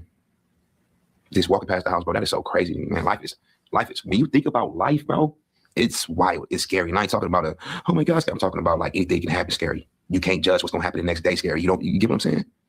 That's the thing about it. It's scary. We have a 2-year-old. So 5. 12-year-old and 2 adults. What's our time frame? Because it smells like it's been a minute. No one's there from 4. Clear, right? 4 days. Yes. And bro still in the house. Check it. 319. 4 days and bro still in the house.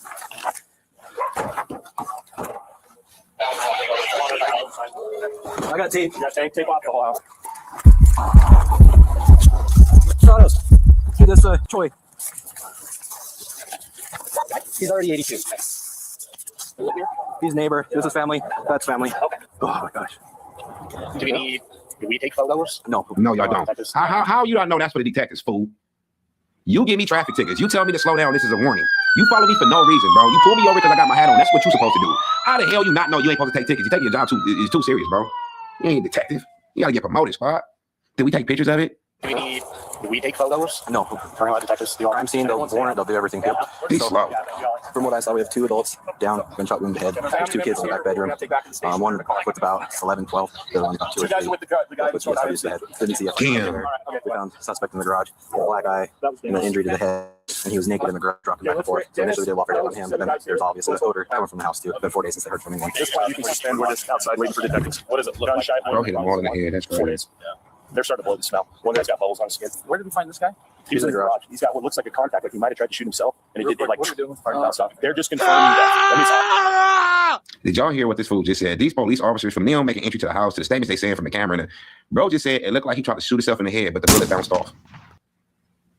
When has that ever happened in life? Look what he just said. He was in the garage. He's got what looks like a contact, like he might have tried to shoot himself, and it did go back. They're just confirming. I mean, it's obvious, but they want to confirm. So I saw him rocking like that. Yeah, the contact dude, I was like, he's killed them all. It looks like he got punched in the face. He got a big old black eye. Well, they could have fought. Who knows? There is supposed to be a handgun in the house. I didn't see it. So. Who was our complainant? Another. Never mind. He's the white guy that's over near the. He's a neighbor. So the neighbor called because the family was here trying to break in, right? Yep. We were here last night on Grace Road. We didn't have nothing going. Yeah, they've been dead for days. It wouldn't have helped anyways. And my concern. Man, people got to understand with this. These people that's standing and talking, they are just as smart as or dumb as each other, and they just bringing up facts that are obvious, but things they just observing like a human factor. It's not even facts. It's just things I've all walked in. Oh, it's blood right there. You know, like Go said, it's detectives for that. Was he's going to be armed in that garage? Thank God he wasn't. I mean, my theory was they're already dead. When I saw him sitting away, they're already dead. It's just a matter of he'd been there a while. He's making no sense. Can you two go stand in the back just so we don't have? I'm serious. I mean, you can start get media; they'll show up anywhere. So who is he though? There's just a dog. Like, how he related to the family? It's rough. I was good to us other kid. Yeah, I heard. Yeah, because it's about the same age as my son. We did find him in the garage, though. But he's okay, right? Like he's conscious. Why are you worried about him? 82 or whatever. We have no idea how he's involved in it. Like inside there, and they get described the person located out. We don't know his age on the second. Will you go up? Days later, the 17-year-old who was found alive in the garage, Shaw Ray, was determined to be an innocent victim. Investigators believe that his father, 42-year-old Day Ray, was responsible for shooting each family member, including his surviving son, pictured here in an earlier photo. Day Ray, along with his wife, 38-year-old Boop. This is a trend, bro, and y'all know I'm not lying. I ain't even got to show y'all no case. I ain't got to bring up one. Y'all know for a fact over the last year, we've been seeing all these fathers, bro, smoke their family and they self. Why? What's up with you? Just take your own life, bro. It's like I'm going on with nobody else to have my family. Well, bitch, take your own life, bro. This is wild. So the son is surviving in the garage. We don't pretty much video, squad. I thought he was the one that went up in there and tried to do everybody. In the midst of him trying to do everybody, one of the adults fired on him. You get what I'm saying? Trying to fight back, and he smoked him. But nah, he went out like a buster. Off his family, then himself.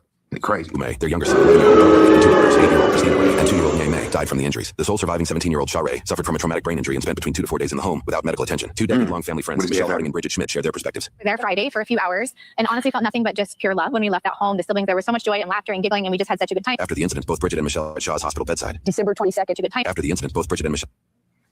This picture is so trash to me. This fool just lost his whole family in the hospital unconscious. And y'all want to take this PR-ass photo. You stay on this side, let's stay on this side, and smile. It's not even, oh yeah, he's still in the hospital. He haven't recovered, bro. Y'all want to take this?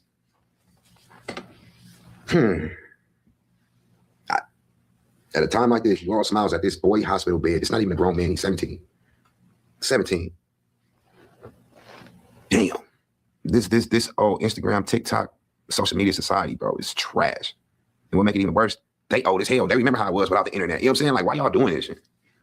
Why y'all doing this, bro? At Shaw's hospital bedside. December 22nd, I received a call in my all on the nose. Mind you, she could have rejected the interview on the news too. She cloud chasing her friend's death. This is ill. A family member at the hospital saying he's now asking for his parents. I said, dang, she gave us both emotions, the smile and the cry. Whew. Somebody give her what she needs, please. You're doing too much. If I knew what she needed, I'd just give it to her. Like you crying on the news, you smiling at the hospital, and folks, she is cloud chasing her. Damn. We'll put on our shoes. We'll be right there. We allowed him to ask questions, and then we gave him the hard answers and explained to him what had happened to him and that his family was all gone and who had done it to him. And his first response was, "It's probably one of the most loving sentences I've ever heard in my life." And he says, "But I still love him." He kept trying to wipe something off of his eyes, and it wasn't long after that when we shared the news with him about the new vision loss that was a part of his life. He's been able to pull himself out. Dang, he lost his sight. He's a living, walking miracle, and there's a reason to live. In the following months, Shaw Ray was placed into a special schooling system for the deaf and blind, where he learned to walk with a mobility cane and read Braille. The first thing that we said was, we're going to help you walk at graduation. But the second thing we said was, it's okay to have bad days. Whenever we see them, they bring smile into our face. He's been through a lot, and he's still alive, which is a miracle. During his recovery, he shared with news sources his philosophy on perseverance. I just want to keep moving forward with life, to be able to relive and use with my old classmates, teachers, and principals, and move on from that life. I think it'll be kind of, it'll just be nice. Religion is a big part of why I'm always so positive. It gets me thinking that I will be able to see my one major goal is to be happy and to make others happy. Becoming a true symbol of hope and triumph, Shaw graduated high school. I'm just so happy. I will be going to the Levi and majoring in PR. I want to be the inspiration. Let's go, but how you going? I am very great. Now down goes. Tragedy struck in the following months. Last week, 19-year-old Sheree died unexpectedly Sunday in his aunt and uncle's home. After death, the wisdom fortune Shaw's philosophy still rings out. And I look back at the memory. Complications from his injury for sure. Rest in peace, all right, bro. Like he said, he kept his faith. Hopefully he can see his family now. But this story sad as hell. This story sad as hell. His father is, man, bro. These are my friends and family. I love them with all my heart. Time is like a leaf in the wind. It's unpredictable, unforeseen, and fleeting. You have to make the best of it. For those looking to donate, a link is in the description for Perkins School for the Blind. And rest in peace, dog. I got another video here, so I'm gonna get y'all now. Before y'all stay safe, y'all stay out the way, man. DJ Ghost 100. So look, bro.